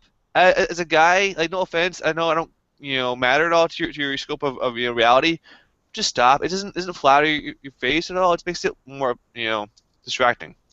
I agree. I really liked her hair in that movie. Normally I would agree with you. I don't like half buzz cuts, but for some reason Natalie Dormer pulls that off in my opinion. She has a face. Yeah, she's got a face for it. Yeah, does. In general, No, Skrillex looks stupid, especially since his hair is so fucking long. He looks really like her hair is down to like her shoulders, so it's not so bad. But like Skrillex's hair is like fucking Rapunzel with half his hair shaved. Yeah, seriously. But more importantly, I agree with you in 99% of the cases. But I have to admit, with regards to that haircut for that movie, I think it looks pretty good, like appropriate, and it works for her. Like, is she menacing? Is she like like a quasi villain? Is that why? Because it's like a sinister haircut. She's not even a fighter. She's like a director of movies. She shoots the propaganda. Okay. Fair enough. I haven't seen it yet. Okay. But anyways, so that's John Wick. And we're going to jump right into our next movie, which I'm also really excited to talk about, obviously, which is Wes Anderson's newest film, Grand Budapest Hotel. So I'm going to let Marcus start talking about this one, because I hate you, Ryan. Wow. Okay, but real quick, before I talk about Budapest, I will say this, you get a little bit of everything at The Real Podcast. We even talk about hairstyles. Yes. But naturally, Grand Budapest, and I think we've actually discussed this in a number of previous episodes. I love this movie. It is clean. It is fit. It is very colorful. I love how Anderson blends what is animation into what is reality through his set designs and through his character building. This film has a large-scale A-list cast associated with it. And they all add awesome little bits to this film. It is just beautifully well constructed. I think it's perfect. Ryan? There's a joke, I think, on this past Golden Globes with Tina Fey and Amy Poehler that Wes Anderson rode to the ceremony on a bicycle made of like French horns. Like he pulls everything at his bag of tricks out for this film, and Marcus is absolutely right. The color spectrum, the whimsical animations, everything that he's used prior to this in his films, he uses in abundance here, and it works so well. It's half comedy, half historical narrative, half fiction, but yet maybe based on a true story. We're not sure yet. Everything this man has done, as far as Mr. Fox, Moonrise Kingdom, Tannenbaums, he has such a knack for making like scenes that are just bizarre, so incredibly poignant and funny. Like he has an eye for human decency. Like every character wears their heart on their sleeve, and like you watch these characters grow, and you want to hug all of these guys. Like every guy has this trial and this quest in front of them, and they grow so much, and it's such a fun ride. You get to see them escape from prison to hide from the Nazis during the Nazi occupation of sorry, was it Austria they're in? I can't remember. I think so. I think it is Austria, yeah. Every single facet of his movie was just beautiful and breathtaking, and like the score, the costumes, the dialogue, the scene between Jude Law and Abraham Murray. Sorry, Murray Abraham. Abraham Murray. Murray Abrams. in the men's bathroom. Like everything about that film, I just wanted to just give it a big bear hug to. It was that pure innocent and whimsical, and like the dude made me just love art that much more, as he has been for the last 10 years plus. And I want to see what he does next, because I mean I'm so in awe of his talent of finding the minute details in every single facet of life. And I know we mentioned this is like a real collation of all of his previous works. Like the back pans of the entire hotel are very reminiscent of I can't remember what it's called. Sorry. And I'll have to go back. Hold on. We'll edit this out real quick. But what's the movie called? Moonrise Kingdom. Sorry. Yeah. Okay, let me start over. I need to write down this stuff. Sorry, Ryan. No, it's fine. Are we just pausing for a minute? Yeah. Okay. So yeah, I really like this movie. I mean, we talked about this originally, that this film is kind of like a collation of all of his previous work, where you have these really nice, open, spacious back pans, which are kind of semi reality semi-animation of like the entire hotel is very similar to Moonrise Kingdom. And then I love the ski scene, which is very reminiscent of Fantastic Mr. Fox. It's very animated but fun and quirky.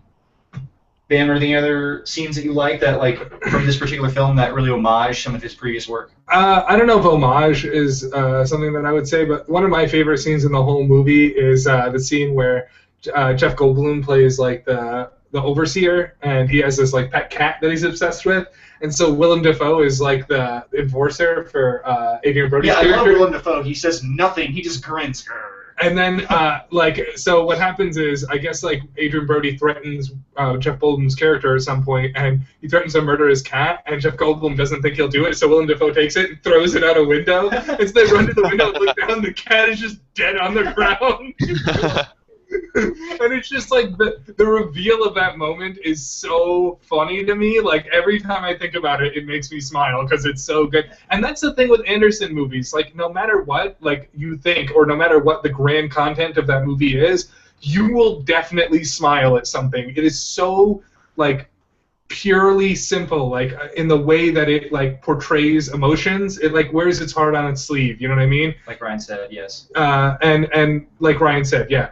And I just enjoy that. And at this point, I mean, you guys have talked about it enough where there isn't much I could add to what you guys said, honestly, and that's fine with me. You know, it's an Anderson, and like Marcus said, it's a gestation of all the work that he's done before, distilled into this one film that portrays all of the ideas that I feel he's trying to say in all of his filmmaking, and it's really, really a beautiful work to behold. I also want to take a special moment to mention a few things. One, I want to talk about how amazingly good the makeup was on Tilda Swinton.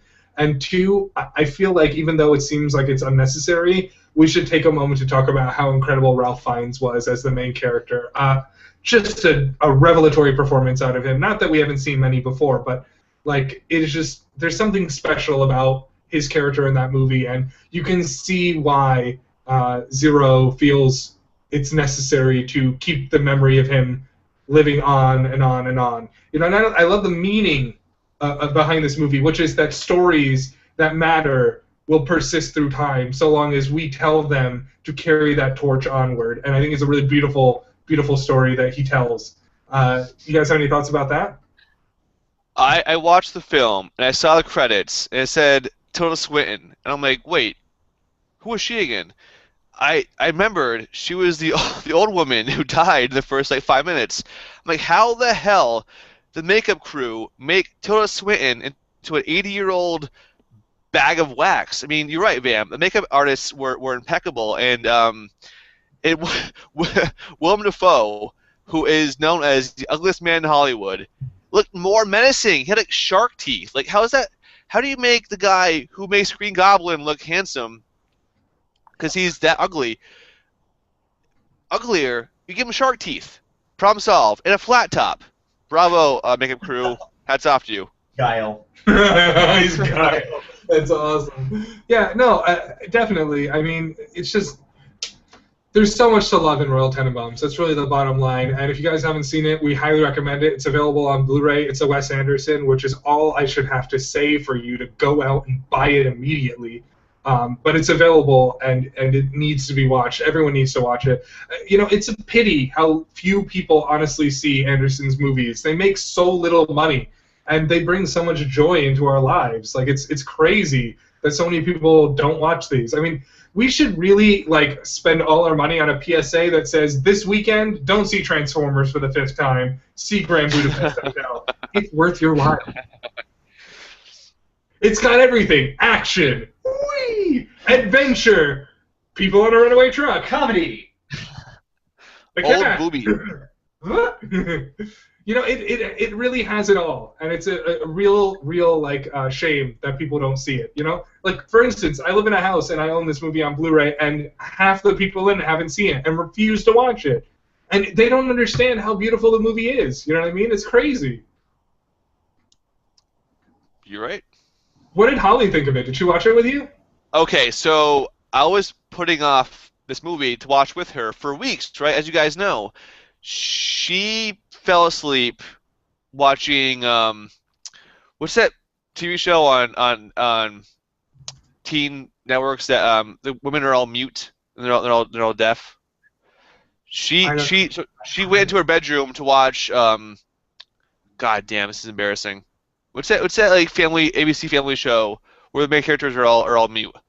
I don't know. I really don't. I don't watch Stars Leah Thompson. Anyway, so she chose to watch that instead of Grand Budapest. So shame on her. It's my gain, her loss. Yeah. So also, guys, is it Ralph or Rafe? I thought it was Rafe Fiennes. It's Rail Fiennes. It's almost pronounced like Rail. Ralph. He's mentioned it a couple times in interviews. But I think I overheard him mention it when he was doing an interview for one of his past works. It's like Rail Fiennes. It's spelt Ralph. Is it? That's how he personally pronounces his name. Is he English? He's from the United Kingdom, yes. Weird. Okay, fair enough. No, I mean, I believe you. That's an interesting take on his name. That's interesting, because I don't believe him. I think he's a liar. Yeah, whatever, Ralph. But seriously. Nice try, that's not a real name. More stuff. Like, Schindler's List is an incredible film, and he puts out an incredible performance, and he's incredible in this film. And he's done other past work, which is really good. And Bruges. Exactly. I was going to say, even when the movie's not great, he's good in it. Like, what's that Hannibal movie that he was in? The third one. Oh, Red Dragon. I really liked him in Red Dragon. He was really good in Red Dragon. I liked him in that. I mean, he's great. I mean, he's even great as Voldemort in Harry Potter. Yeah, I mean, he was like really one of the better parts of the Harry Potter series near the end. There are some actors that they can be in a train wreck of a movie and do well, and he's one of them. You know what I mean? So, there's that.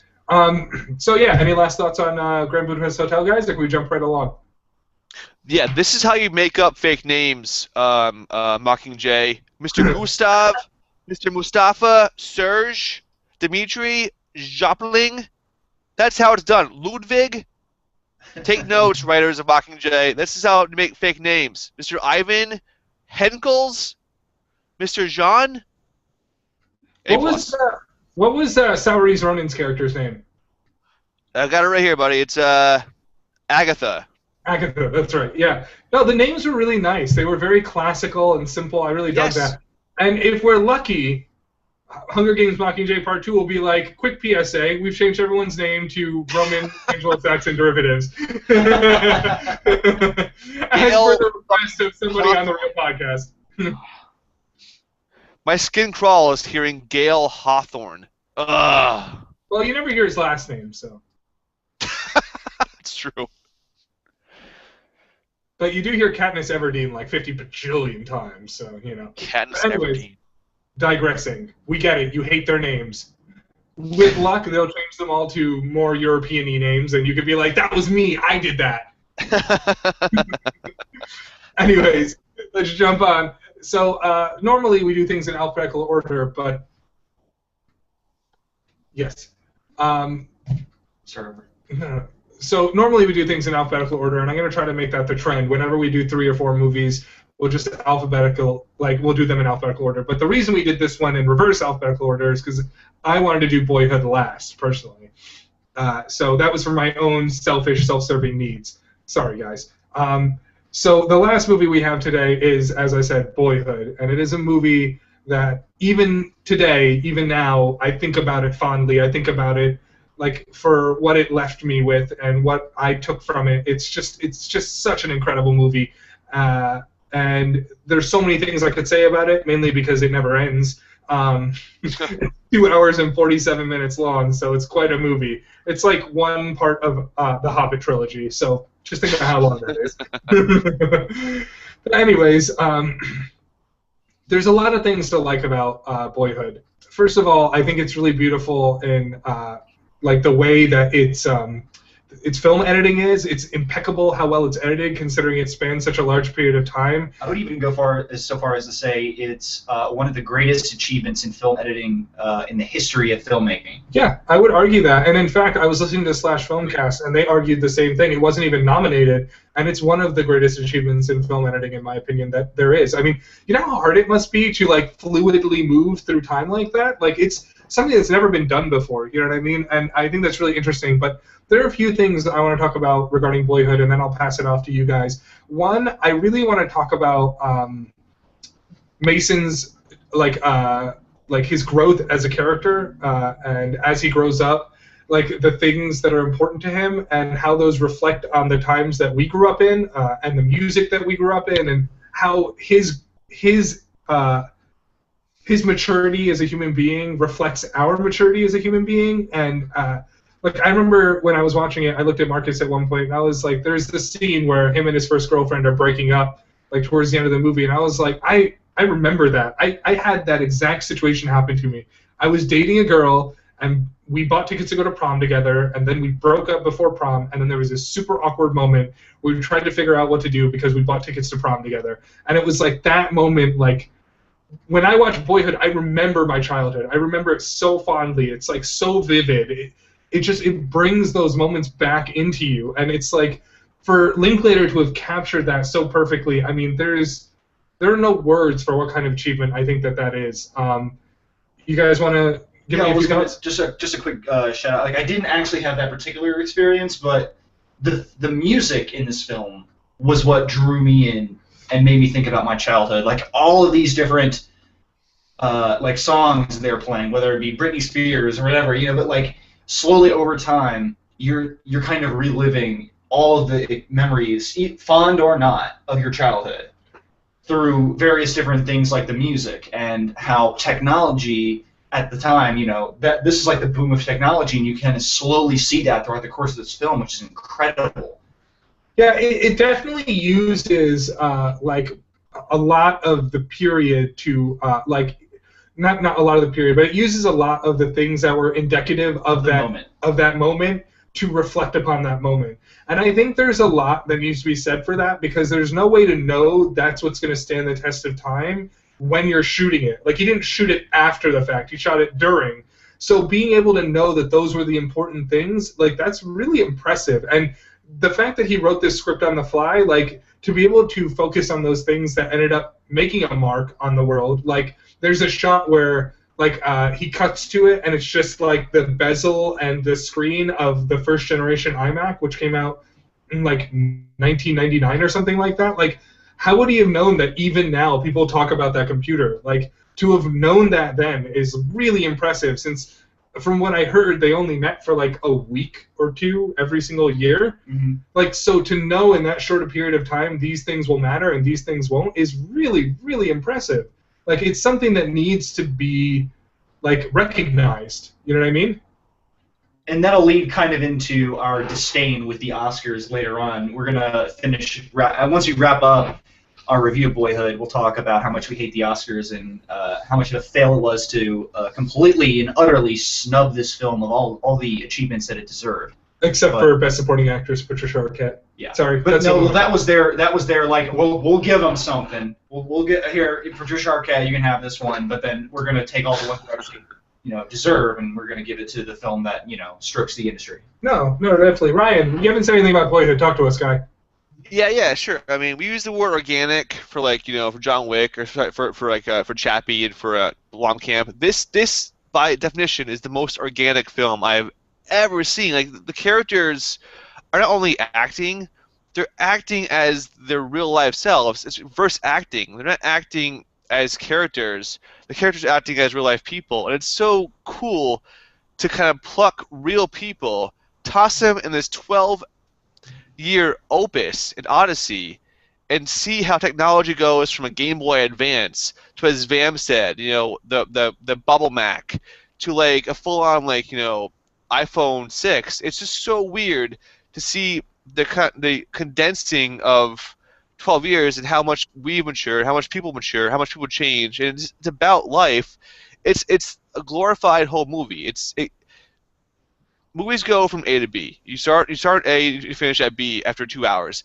This goes from A to A1 to A2 to A12, and like it's just a progression of reality, and like it's like a two-way mirror to ourselves, and like this is what we need in cinema. We need more realism. We need like this event like Birdman and Boyhood to rejuvenize kind of a tired medium that's we're sick of the same old, and this is what we needed, a shot in the guts of just filmmaking at its purest. Like, this is what I needed for 3 hours a day to just rejuvenate me in the cinema that I love, because it shows what humanity can be, and it's so simple, but it's so fun to watch people mature in front of your eyes. Like, I know Mason now. I know Ethan Hawke now. I know Patty Arquette now. I know Sam Linklater now. I know all of them now. I spent 12 years with them in 3 hours, and I feel like I'm a better person for watching their struggles. I lived all those struggles. I lived, the breakups, the questioning your identity, questioning your role in life, questioning your focus and your path in life. I lived all that, and like to see that fleshed out with these people I really care about now. I was touched, and like at first I didn't appreciate the magnitude of the moment, and now looking back on it, it's just so overpowering to spend 3 hours with these real people. No, definitely. And I want to take a special mention to how much I really love the ending of that movie, which is the scene where Mason is sitting on the rock, and there's like the girl he's met for the first time, and they're like in the middle of this canyon or something, and he looks at her and she's looking away, and then he looks away and she starts looking at him, and like there's this palpable sense of like the moment, and there's so much beauty and hope in that final scene, like when they're both looking away, but it's like they smirk because they understand that something has happened. Like, it just hit me so hard. Like, I really felt for that moment, you know what I mean? And like, I really love like the simple aesthetic beauty of that scene, and that like as it was written on page and how it came to be like in the film. And also, I mean, I want to go back to the film editing for a second. This movie was shot for 12 years. How much do you think they pared it down from what it originally was? You know what I mean? Like, it must have been huge. 12 years of footage, you can't, even if you're just shooting for 2 weeks, you can't avoid having, like, hours and hours and hours. I bet that they could do a director's cut with, like, 4.5 hours of content. Easily. I mean, I bet they had, like, 10 hours of film, and to have pared it down to what they did, it is hard to make an hour-and-a-half long movie seem brisk. But I swear to you, Boyhood felt brisk at 2 hours and 45 minutes. And I don't think that there's much higher praise you can say for a movie than that, when it's as long as Boyhood is. And I never felt bored. I never felt unengaged. Like, it is a real feat of filmmaking, what he did. And I think that it deserves more than what it got. It got slammed big time. But is that to give the Oscars credibility, which we don't think it deserves? Like, we all love Boyhood for its merits alone, but we also acknowledge the Oscars are kind of a joke. So do you want to have a joke acknowledge a great movie, or isn't snubbing it more of an honor? Well, I feel like by giving it the honor it deserves, it's not a joke. It could possibly gain validity, Like, it could have gotten more circulation. More people are going to go see Birdman than they're going to go see Boyhood. No, absolutely. For instance, here's a perfect example.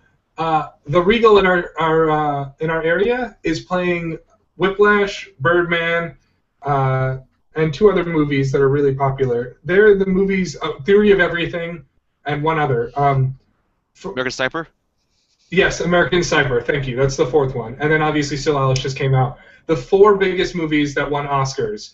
If Boyhood had won Best Picture like it deserved, it would be in the theaters right now. There's no doubt in my mind about it. So because they snubbed it, it didn't go back into theaters, and more people aren't seeing it.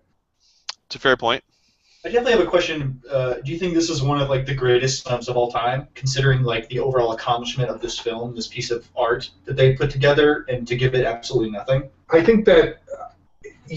Honestly, I would argue that's something that I would say is true. To not give Linklater the Best Director award, which he deserved, to not give it the Best Film Editing award, not even nominated for film editing, which it deserved wholeheartedly. And I think that they gave film editing to American Sniper. Yes. Which is ridiculous. No, sound editing. Sound editing, which should have been. Well, Whiplash wasn't nom, but it should have been. It should have been Whiplash. And there are a bunch of ones on there where it just feels like the Oscars. I think Ryan alluded to this. It's just become this Oprah fest, and you get an Oscar, and you get an Oscar. That's what the Oscars are now. Okay. Well, since we've transitioned from Boyhood into our Oscar talk. Well, actually, I want to add one more thing. Do you guys think that the the Oscars are attempting to like guide the movie industry into like a path that they set out that they want. Like if they like certain types of films, they'll honor certain types of films because that's the kind of films that they want to have more circulation. Those are the kind of films that they want to see more of, and they'll push back films with people that maybe they disagree with, so that they have less circulation. They get less, there are less films made. I mean, there's definitely a possibility, but there's no way they can possibly predict. Like, people will make what they want to make. Like, maybe it won't be as popular because they won't recognize it, but no matter what, like, people will do what they do. They can't stop People that. watch the Oscars, though. Do you think that they're taking advantage of that but system? nowadays, more people hate watch the Oscars than they watch. Like, every week I read on the internet, it's like another year that fucking sucked for the Oscars. Like, of all of the TV programs out there, and another thing I want to say about the Oscars, maybe we'll just jump we'll jump back and forth between Boyhood and the Oscars, is the Oscars had a terrible show this last year. Yeah. Neil Patrick Harris, you could see the disdain on his face at how much he hated the source material he had to work with. You know that the whole process is drawn out, tired. I mean, like, we're up till it's like midnight. We're waiting to see who won Best Picture. It's like, why do I have to wait until midnight to see who won Best Picture? Why can't you start this thing earlier? We know it's gonna be 5 hours long. It doesn't, but that's a problem. It doesn't need to be 5 hours long. Here's the thing. I get recognizing these small things for their technical achievements, but the fact of the matter is, you give these people an absurd amount of time to preach to the choir about drawing Buzz Lightyear, which is great or whatever, but we don't really care. We want to know who wins Best Picture. We want to know who wins Best Actor. And the last 3 years in a row, Best Actor, Best Picture, and Best Director have been crammed within the same 10-minute period of time. And that shows a distinct lack of awareness and pacing that you should be able to do, considering you're a room filled with fucking crack movie directors. Yeah, I want to comment on the fact that you guys, as the Oscar committee, you're trying to represent the movie industry, and you put on a terrible performance in your show. I mean, come on. I get it just shows how incompetent you are as a company. To me, Ryan, I know you want to comment on this. Okay, so I have a bone to pick. Okay, so as Van mentioned last show, if you are the Oscar winner for Best Picture, that by default means you're probably the best director. Can we not give the Best Directing Oscar to the guy who also won Best Picture? It's redundant. It's just too obvious. Like, can we give Linklater Best Director and then Inarritu Best Picture? Like, it goes without saying that the Best Director, I assume, made the best film too, right? So it's just lazy on their part to give Inarritu 3 Oscars for the same directing performance. I don't get how Linklater can get snubbed for doing something that's unprecedented when Inarritu has choreographer do his work for him. Cinematographer. Yeah. Oh yeah. Well, sorry. Both are C words. I just don't understand why you give Inarritu Best Director. I just don't understand. Why? Give it to Linklater. He deserved it. He did a better job. We all know it. Can we take a quick moment, since we're talking about the Oscars, to pontificate on Sean Penn's horribly racist during the Best Picture call out? Some gotta give this guy his green card. No, he goes, who gave this bastard a green card or something like that? How crass was that moment? And right after it happened, am I the only one that thought, Jesus Christ, why is Charlize Theron dating this tool bag? It's one of those things that, you're improvising a funny moment, you think in your head it's going to go over very well, and you realize after you say it, that was fucking stupid. So, I mean, I don't fault him for trying to make a joke. It came out horribly racist and horribly ignorant. I don't think he is either of those things in his personal life. Van, you're right. That was really insensitive to say that. I don't think he meant it that way. I'm not going to defend him per se, but it's one of those things that he's searching for something to say on top of his head. So I don't think it's that damning overall. Fair It's enough. very quick. Also, what do we think about Lady Gaga singing a medley of Sound of Music songs? Was that unnecessary, or was it just me? And I was actually listening to Slash Filmcast when they were discussing this, and they thought what they hated more than anything else, they pretty much focused on this fact, is they had a in memoriam of Robin Williams.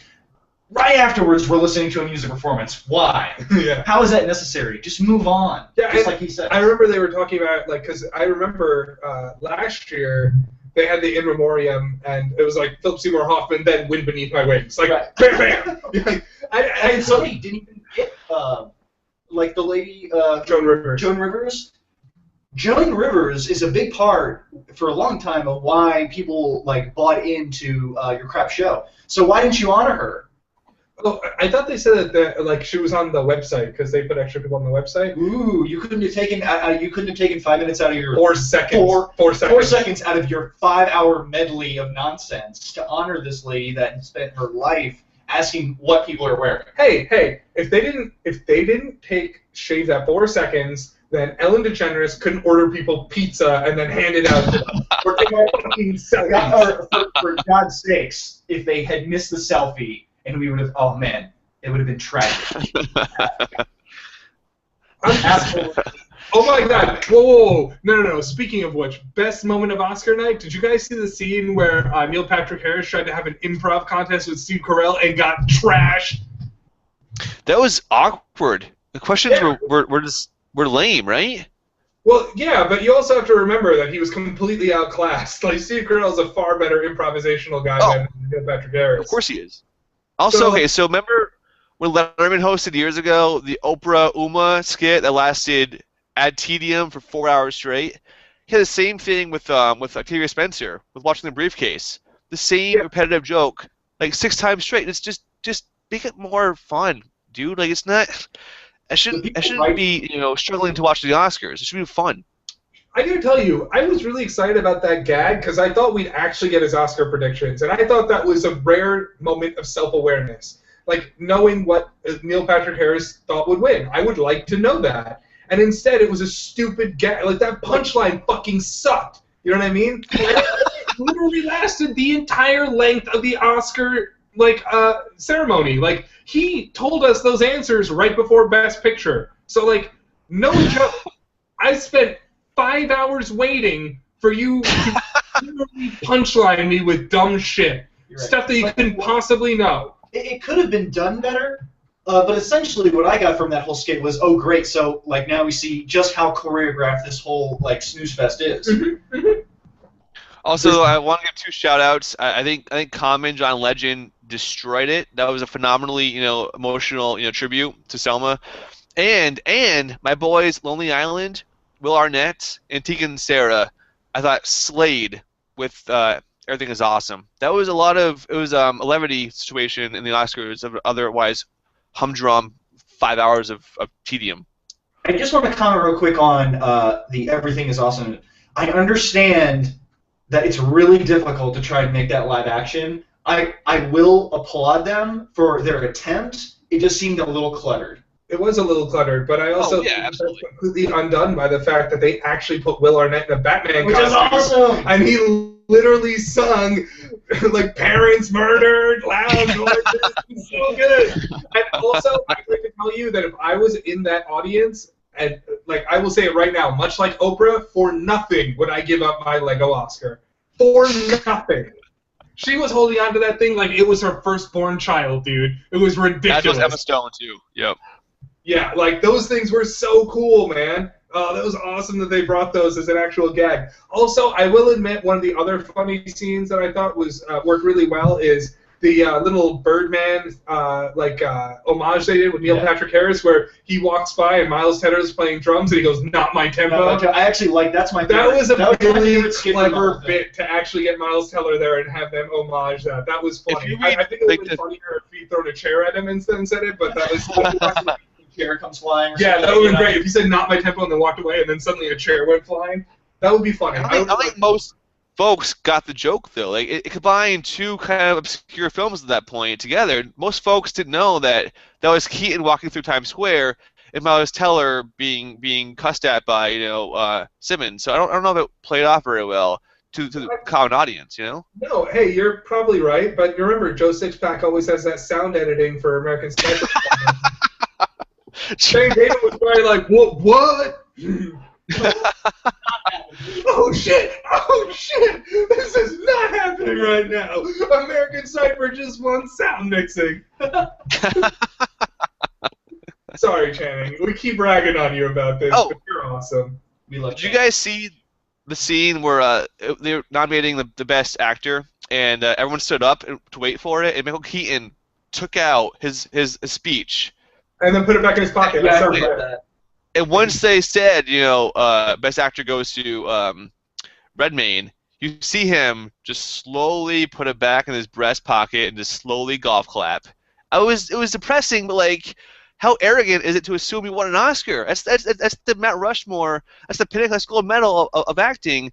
To assume anything on that stage is a bit presumptuous, right? I mean, I don't know if that's true. I assume everyone who's nominated writes a speech just in case, and I think that all of them probably pulled it out. It's just that the reason why we saw Keaton do it is because everyone thought Keaton would win. You know what I mean? True.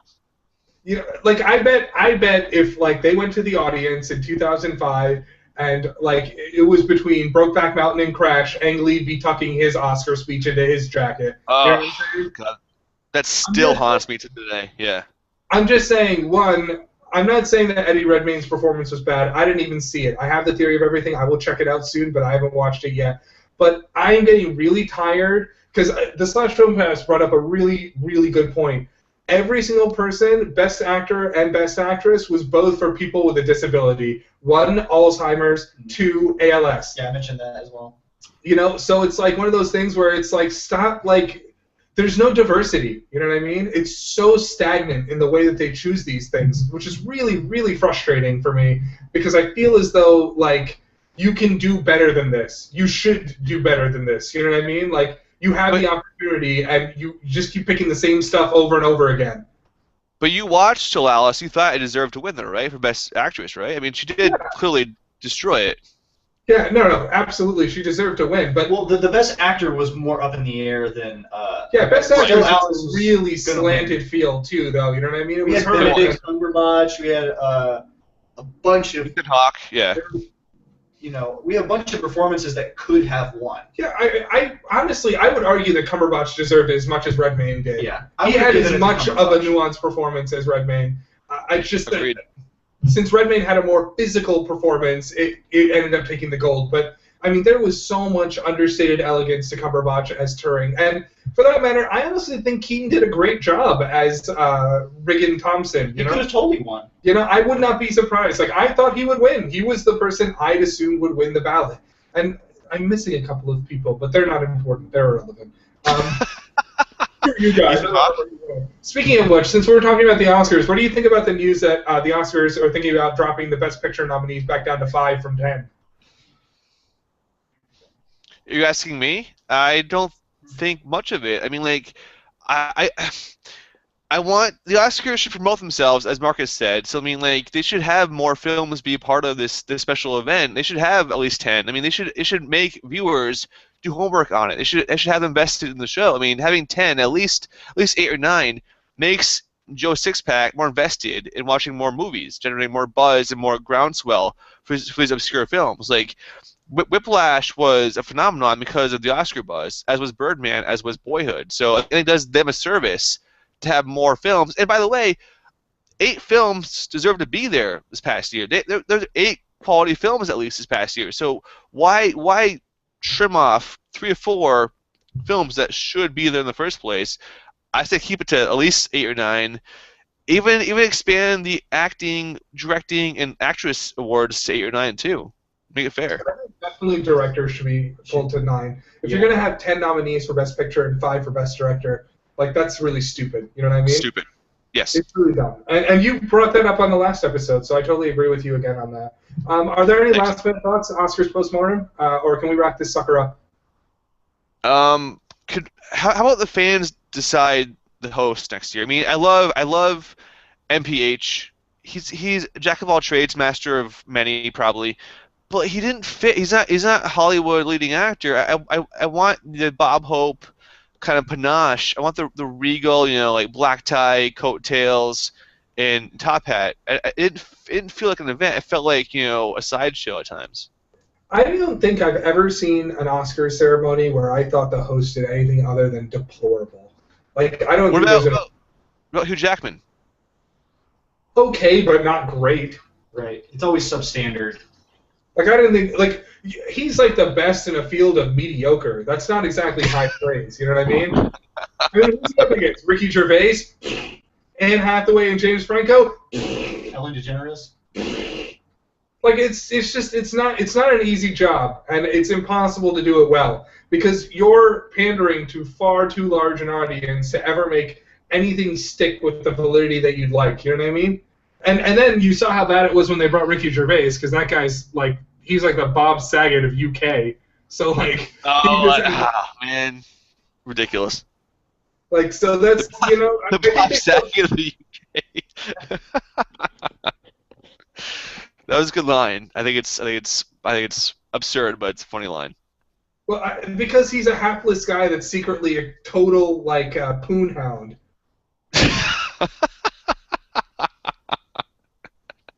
Well, I will say at least with the we worked in the word poon twice today. I'm sorry, what did you say, buddy? We worked in the word poon twice today on the show by Bethany or Ann Poon, and then Ricky Gervais speaking poon hound. That's funny. Janice Poon. Yep, that's it. Yeah, so, thank you. Sorry. Let her name be known because she is an incredible food stylist. Across the lands we shall decree. But everyone knows we watch Hannibal because the culinary treats. Everyone knows that. Among many other things.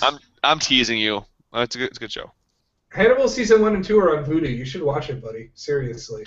Going back to what I was saying, though, at least with Seth MacFarlane and Ricky Gervais, we're getting some atheist speakers, which is interesting. Ryan, you want to comment on that? NPHSA. It's funny, like. So, like, when baseball players hit a home run, they thank God. Touchdown, they thank God. When actors win, they thank God. They should really thank, their agents or the publicists for promoting this film so much. And most of Hollywood, besides Scientologists, are atheists. It's because they're intellectuals, probably, and they're hobnobbing with Jean-Paul Sartre and Albert Camus and Thomas Hume all the time. But I think I want to see comedians do it. Because they have the satire down pat. I don't want a 5-hour butt-fuckathon where everyone's BFing each other. I want to see a kind of a greatness to it. I want to see a kind of parodying to it.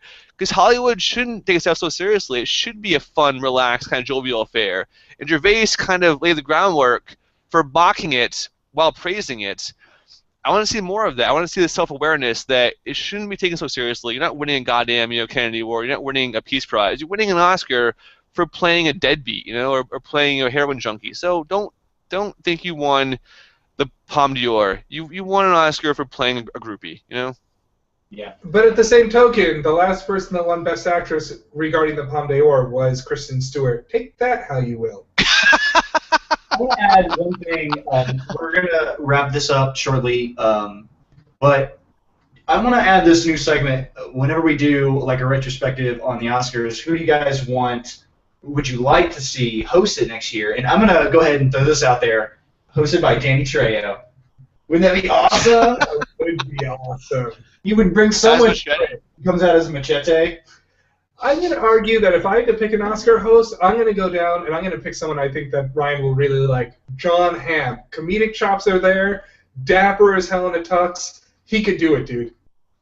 Love Jon Hamm. I would not mind seeing Jason Schwartzman, who also has the acting chops and comedy chops. Sarah Silverman, jack of all trades, master of many. Or your boy Bob Saget.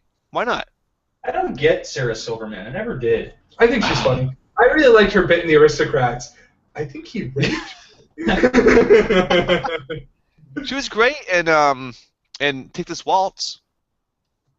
I did not see that, but I did see I Want Someone to Eat Cheese With. Big mistake.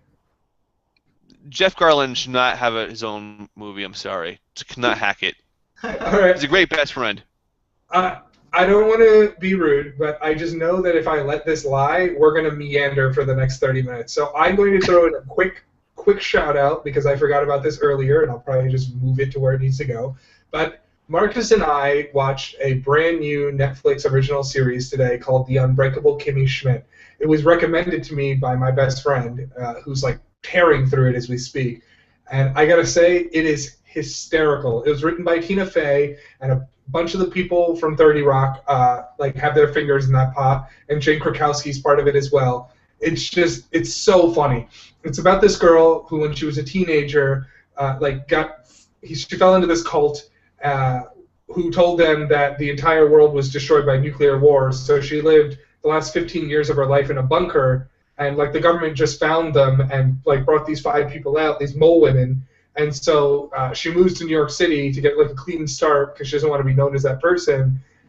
And it's like all about how like she's a complete fish out of water, but it's really like endearing and cute and just sweet. It's really like the way they do it is so adorable. And Ellie Kemper is so adorable in general that she works so well as the main character. She's so bubbly and happy, and like the show is filled with bright colors, so contrary to how New York really is. So it's almost like the wide, expansive world that has become open to her now is like portrayed in this very beautiful, very serene and warm light. I really love it. It's really funny. It's really interesting. I highly recommend it.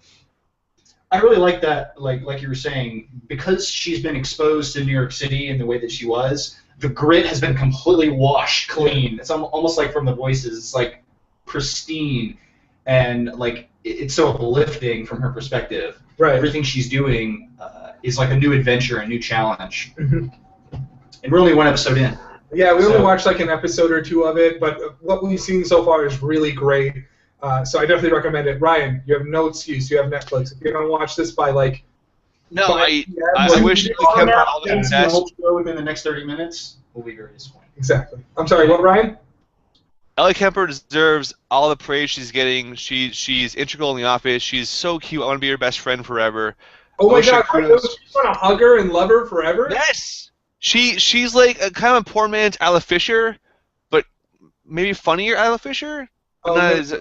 Okay, because Poor Isla man's? Fisher, Come on. Isla Fisher gives me this weird feeling nowadays whenever I see her that like her and Sacha Baron Cohen have a really weird sex life. They're always Whereas- pregnant.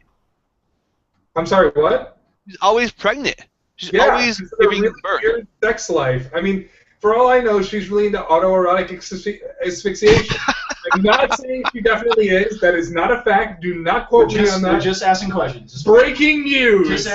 we We listened to a podcast with a viewership of 3, and they said that Isla Fisher's into autoerotic asphyxiation. Update in post, front page, guys. right on Bam! the onion.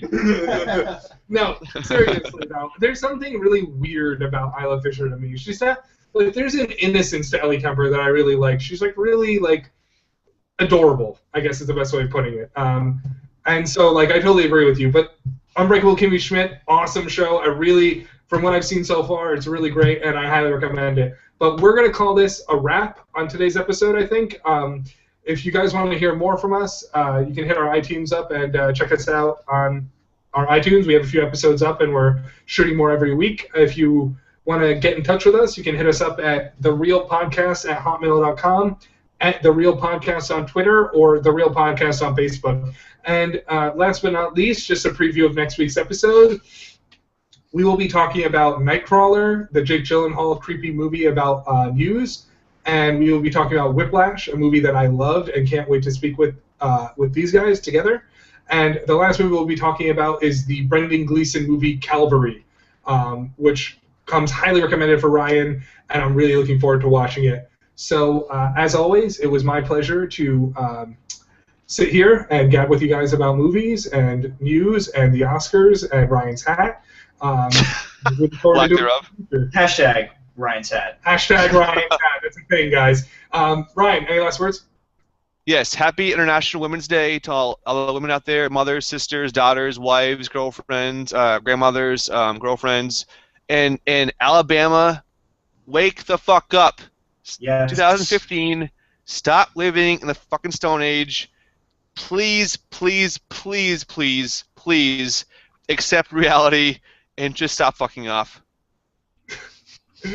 Can I take a quick pause real quick? Hey, you guys want to do something funny? Like, we'll edit this out, but like to close it out, Bam could just be like, yeah, I like to thank my publicist, I like to thank this, and we slowly like feed in like Oscar music to kind of shut him up until it ends. Yes.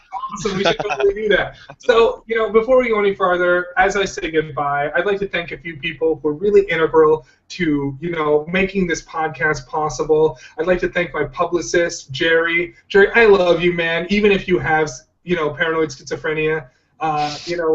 John, you're the rock that lights my life up. I don't know who I could be without you. I want to thank my cat, Conan, or Mr. Whiskers. Your sluttiness gives me endless ideas on how to make this show a better podcast for everyone. I'd also like to thank my girlfriend, who's at work right now, paying the bills so that I could sit here and talk to people. I'd like to thank the blinds for keeping the sun out of my eyes. I'd like to thank my microphone for recording my voice. I'd like to thank this book for looking nice. And of course, I'd like to thank Ryan and Marcus and the space heater because it's really cold in New York right now. And I'd like to thank my parents for giving birth to me and also giving me a lot of tough love. I hate them. Please die. And my brother, who's really mean to me all the time, but I still love him anyways because he's older than I am. I'd like to thank the television for letting me watch TV on it and movies. Oh my God, especially the television. What I would do without you, TV. But yeah, thanks. So that's it. If I forgot anybody, like the carpet for letting me walk on it, or the table for holding the computer up, your job cannot be overstated enough, table. End the oppression of tables! Okay. I want to also take a moment to talk about a very important cause, because this is the hot new rage nowadays. We talk about a very important cause. Frostbite is amputating many, many things, like fingers and toes. Thousands and thousands of fingers and toes have been amputated because of frostbite. We need to end frostbite! Down with frostbite, guys! Are you with me? Power to the people. Sorry. So we'll feed music into that and cut it off way early. Yeah. But I thought that was fun. I kind of like how I kind of want to do it is the they'll slowly bring in the audio track like they do with the Oscars, and they literally just cut you off like right there, like you'll be. Yeah, well, we need to find out if we can find a way to get the Oscar music and then feed it into the end of the episode. Sorry, I should click stop. We're done. That's okay. You can always edit. I just want to stop it from recording because it'll just give me less work. I thought that'd be funny, and then we could start off with the John Wick music and then end it with the Oscar music. Yeah, that's a really clever idea. I love it.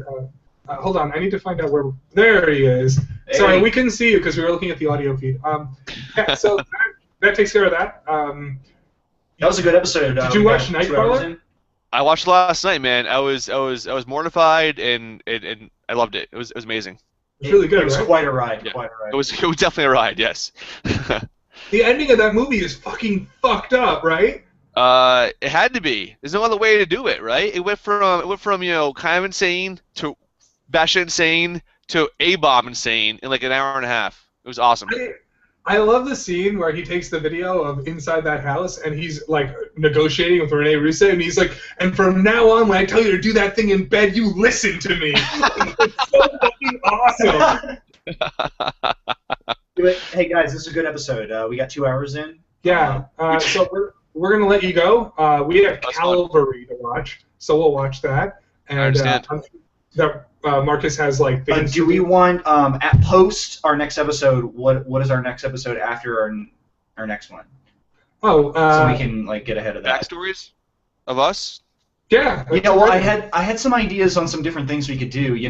I'd like to keep this fresh, and it's not just the same formula all the time. Maybe I had an idea for an episode where we literally just talk about film concepts, or we highlight sound editing within films, and we talk about that specific area within the filmmaking segment. Yeah.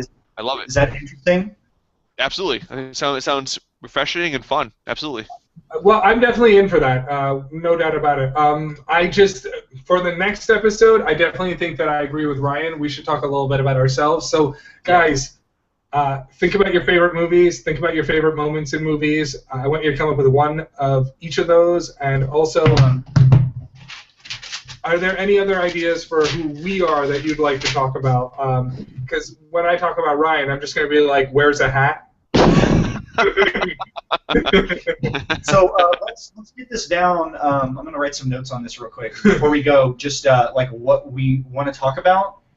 in the bio episode. Like we'll talk about like a little personal information, I guess, or how.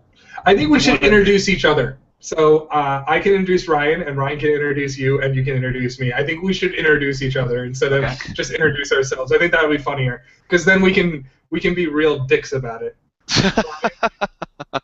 Shirt, a podcast roast. Well, when I thought about introducing you, I thought about the scene in Community where he's like, "That's Vicky, yellow shirt, hat." Like that's it. That's our description. I have a platform of pushing Vicky to her death. I'm on a platform high enough from which I can push Vicky to her death. She wouldn't let me borrow a pencil. Which one's Vicky? Is she Brie? Alison Brie? No. Vicky's like this bit person. Alison Brie is she's Annie Edison. You would never mistake Vicky for Alison Brie. Yeah, you would never say she was yellow shirt, hat. Okay, so real quick, let's just so we're going to introduce each other, and then we'll do what? Favorite movie? Favorite movie. Then? Favorite moment in film? Do we have top moments in film? I got one. I got one. Favorite director? That's good. Yeah. And favorite flavor of ice cream? You guys don't agree? Shoe size, jockstrap size. Too far, Ryan. Too far. Favorite inanimate object? No. I like lamp. But seriously, and then I think like if we do some like we'll talk about these factors, and then we can kind of bring it in to talking about like where we would like to go with the show, yeah, sure. Like what we would want to talk about. And actually, you know what? I'm gonna like pause it there. I'd like us to talk about like what we like about movies. Yeah, no, that's it. That's the rest of the episode. That's what we'll talk about. Yeah, absolutely. Favorite genres, like what? No. What was the movie that made you love movies? Absolutely. That's what we should talk about. I agree. What was the first movie you saw that really like? Because there's a turning point where you're just like, oh, I'll just go catch a movie, and then you sit here and weekly do a podcast, right? There's a turning point there, so yeah. So I think those are good, and we'll talk about what we like about movies, and we'll kind of like roll all those into one. So I got you, Ryan. So I'll just be like, striped shirt, hat. Yellow shirt, cats. I don't know if Vam's told you, but he is like obsessed with the idea of like creating like hashtag Ryan's hat. Not stop talking about Ryan's hat. I only wear two hats: this Bengals toque and my Page Boy hat. But that's fine. Page Boy. I was wondering. The reason why is because I have 14 episodes of the Real Podcast or Real Thought where you're on it, and in almost all of them, you're wearing that hat. So if in the future we release video of the Real Podcast, they will all contain you wearing that hat. So I told Marcus, because we were talking about logos once we do the movie theater, and I was like, look, one of the logos will be like a real logo, and then like one of the gag logos will just be, I told him what I want our logo to be is like just a hand tipping your Page Boy hat with no one in. I love it. It's like nodding, you know what I mean? So then, like, it's a giant in joke. So like, we get a bunch of people wearing like the same shirt, like yeah, like so then like it'd be like they're almost nodding to each other that they know about our movie theater. We can go viral with your hat, man. It's almost like in Seinfeld, the Van Buren boys, the Flash of the Eight, Yeah. Well, I mean, all of our ideas are kind of like that, right? The coffee table book, the show about nothing, like that's kind of our MO. I like to think that all of my ideas, in some way, just say. Yeah. So we got a few things to do and movies to watch. Unfortunately, you drew the good straw today because you don't have to do any homework for next week's episode. I'm gonna rewatch Calvary though. It was a phenomenal movie. I'm gonna rewatch Nightcrawler and probably Whiplash because I can, and it's good. Oh, so good. So good. You should also think about maybe taking a day, like maybe after the next episode, we should do like a director showcase. Like maybe we could do like an Anderson retrospective or something. Yeah, totally. So think about what director you want to do, and next week we'll pitch ideas, and whoever gets the most votes, that's the person who wins. I want 3 options out of each of you, all right? And I'll come with 3 too. Who else is voting? 3 of us are voting, or like Jamie and like Holly and your mom, or I don't know. No, it's just the 3 of us. There's an odd number, so it's perfect. What if it's 1-1-1? Each vote for ourselves. Because like we'll call it out, man. Like, Okay, I was just making scenarios. That's all.